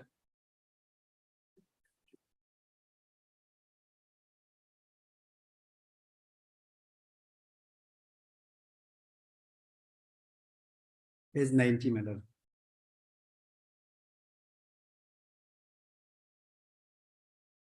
Yes. Now, my lord, here it's clearly written in the last line, list case on 13/2/2023 for CC, my lord, consideration charge. Now, in the criminal case, my lord, normally after taking cognizance of the case, then only, my lord, charge is considered, my lord. So it is presumed that the cognizance isn't taken, so they will frame a charge. So it's not the case that the magistrate will take a charge. Committal court will has to take cognizance. And sessions court has to consider charge. Yes, my lord. Yes. Here, my brother was saying that the session court will take cognizance, and at that time it can be raised. Yes, obviously. So, The session court no. will take the cognizance of the offense because No. this offense is trial by the session court. Cognizance, your lordship, I have already submitted. The cognizance can be taken on the offense only, not on the offender. So that regarding the earlier section, cognizance has been taken by the CGM. Then later, JMFC, later on, when during the course of inquiry, when the statement has been recorded, it was found that 301 is the session trialable section has been attracted. And when it was attracted without taking cognizance of the that offense, it has been committed to the learned session court. And your lordship, it's clearly said in the CRPC, your lordship, section 209, your lordship, committal. Okay, let me Only come- after committal, the learned court, let me session court can take cognizance. Without committal, learned session court cannot take cognizance. Let of it, me your lordship. complete, ma'am. In this case, my lord, since cognizance has already been taken by the learned court below, judicial magistrate, session court will not take cognizance. They will consider the charge. And with regard to the submission that there is alternative forum, my lord. Apex court said when there is, my lord, in such a case, should not wait for, my lord, remand back to the court below for filing discharge of application, this and that, which I have submitted, my lord.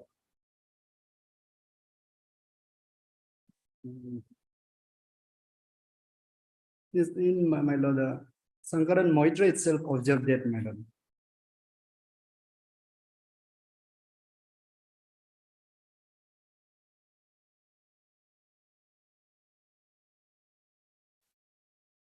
Okay, conclude. Yes, my lord.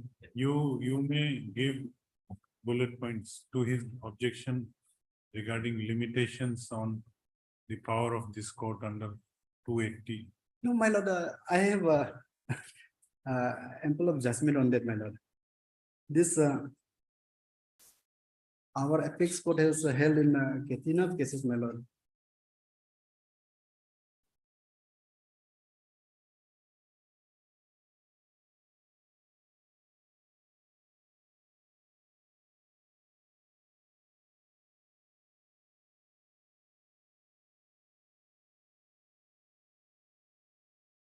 So far as, my lord, this case is concerned in Bhajanlal, it has been clearly outlined what are the ground. And relying on that, my lord, our high court has also taken cognizance, my lord, which I have earlier given 2001 4 GLT 3 to 4. They relied on the Bhajanlals that laid down the condition number 6. You have Where cited two judgments of the 2021, volume 4. 2021 volume 4, 3 to 4. Yes, ma'am. Page 3 to 4. Okay. And our ethics court has also said, my lord. Judgment. Conclude. And conclude, your lordship. And my lord, one more thing, my brother is saying that they have given compensation for custodial torture. That is also totally false. They have been given compensation on the ground that there was some mistake in taking them to the hospital. They were not taken to them to the hospital in time. Departmental inquiry also, Human Rights Commission also, they have not found anything against me that I have committed a custodial torture. And only compensation is given, which I have annexed here with in reply to his affidavit. There I have annexed the order of the Human Rights Commission and departmental inquiry as well as, madam. In your reply, In my reply, madam, may I read the 11th portion? I'll go through. Okay. In the We have conclusion, replied to the affidavit. filed by private respondent number 2 and 3.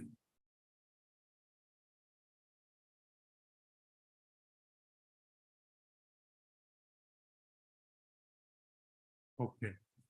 Your main plea is, main defense is 197.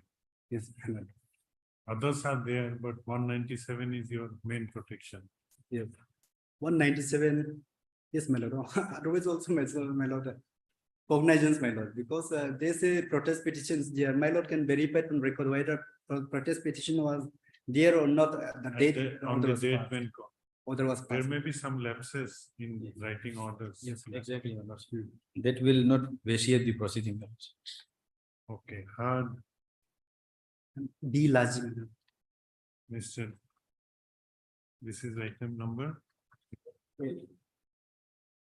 Heard, Mr. D. Large, LAJI. D. Lachi, Lachi. learned counsel for the petitioner, also heard Mr. T. Ete, learned additional public prosecutor, as well as Mr. M. K. Singh, learned counsel for the private respondent. Hearing concluded, judgment reserved. Deeply obliged, your lordship. One more item is there. Finish. Most obliged.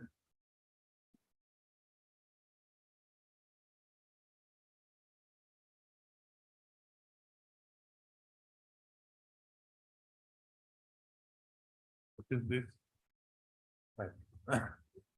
My lord, this criminal petition. Regarding, I have filed one IA for this criminal petition into criminal revision petition. IA number 45.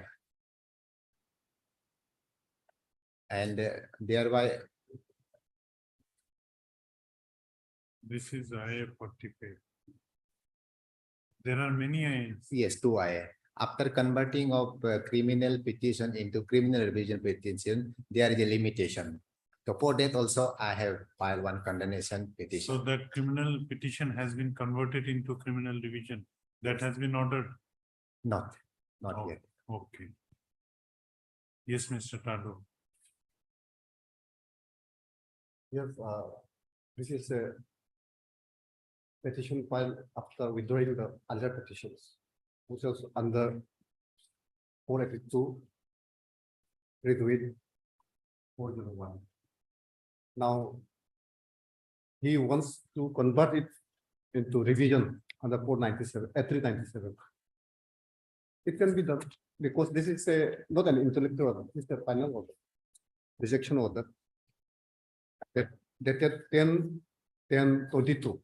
But in regards to the Limitation. limitation, Notice- yes, it is notices. 90 days.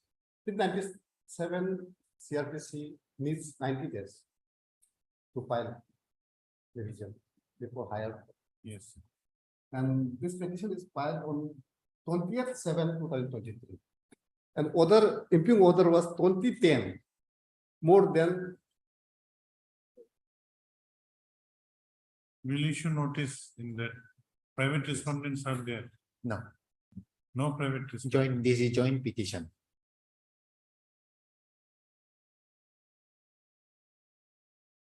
This revision petition is also joint petition. Earlier, this petition filed as a criminal petition. So that's why I file IA for converting the criminal petition into criminal revision petition. For that, petition number 2 is a complainant in this case. So let him to be a private respondent while issuing the notice. The impugn order is for the impugn order was the alleged offense was the non-compatible section was there. The well framing of charge, the learned CGM court UPA dropped that all non-compatible offense and charge only 417 of IPC. That is for compatible section in nature. Regarding that, I have filed joint petition, complainant and alleged person filed a joint application under section 320 of CRPC for compounding, but learned CGM UPA rejected my That is application compound 417. for one that the compatible 417 is section. compounding with permission of the court or without permission of the court. Yes, Under 320 or 321. 320. Okay. 320 application I filed, but same was rejected. Regarding that order, I filed this application for revision. And while filing this revision petition, there was condemnation of 9 months, 3 months. 417 is without the permission of court. Component were the person cheated. Okay. Person cheated. Now they come as a joint petitioner. Heard Mr. Lipi Niri, T. Torong, T, T. Torong. sorry, heard Mr. T. Torong, learned counsel for the petitioner in interlocutory application 54/23. Heard Mr. T. Torong, learned counsel for the petitioner. This interlocutory application has been filed by the present petitioners jointly, praying for converting the criminal petition number 136 within bracket AP/2023 into criminal revision petition under section. That is also you have not mentioned properly. Yes. Criminal revision petition under 401, 397. Under 397 CRPC. On what ground? Any ground has been mentioned? No ground. Also at Mr. G. Tado, learned additional public prosecutor, who does not oppose the prayer for converting the criminal petition into criminal revision petition. Hence the prayer is allowed. Let the criminal petition number 136 within bracket AP/2023 be converted into criminal revision petition accordingly. Registry to do the needful. This interlocutory application is accordingly disposed of. Where is the 54. what is to be done with the condonation application? Why it was delayed? Condonation, it is delayed by 6 months at this.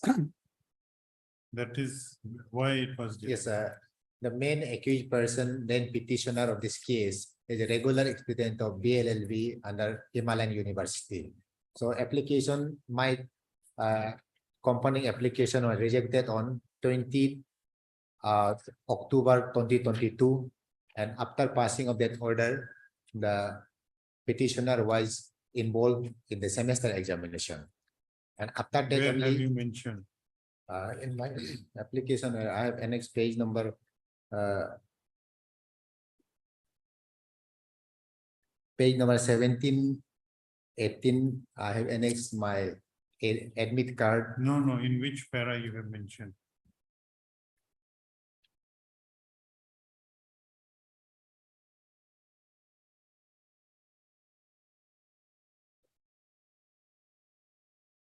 But this petition is maybe considered only after that conversion is done. Yes. Yes, yes. Conversion, as earlier, I was Earlier I- about conversion. After it will be, after conversion, it has to again put up. Yes, Because now the criminal revision petition is not registered. not There will be registered. new registration number. Yes. So along with that, it has to be placed. Yes, followed by limitation. This, IA. let this heard Mr. T. Tarun, learned counsel for the petitioner, also heard Mr. G. Tado, learned additional public prosecutor. Let this interlocutory application be placed along with the Main petitions. main petition, that is criminal petition number 36. 136. 136 within bracket AP/2023. After it is converted into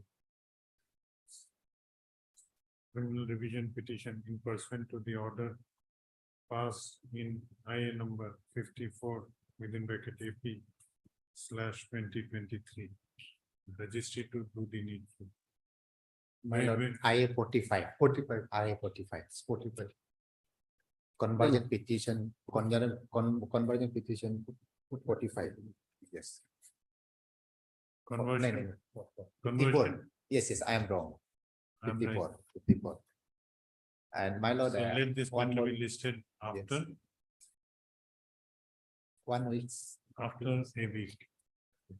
Moreover, my lord, I have one submission. While converting this petition into criminal revision petition, it's become revision. So that the complainant may be represented in the case, the informant. He may represented as a private respondent. No, for that you have to make prayer. This is converted, Yes, then that 482 petition was a joint petition. yes. Who has to be shown as private respondent? Who has to be shown as complainant? There is no prayer. Yes, The prayer has to for be. that I have to This, file. this is only. What I understood is only conversion was Conversion is allowed. allowed If anything else. and is a limitation is still pending. Limitation. Whether is it will be condoned or not, that will be. Yes, only Yes, after on the- condonation. If it is condoned, you may, if you require changes. Sure. Otherwise, the relief which you are seeking, that in a 320. 320, under 320, if a offense is compoundable, 320. It is compoundable by person. if it is a compoundable offense, then court's order is not necessary. If aggrieved person compounds the offense, it is only in offenses under section 321. So let the matter be listed after. Our last. Of like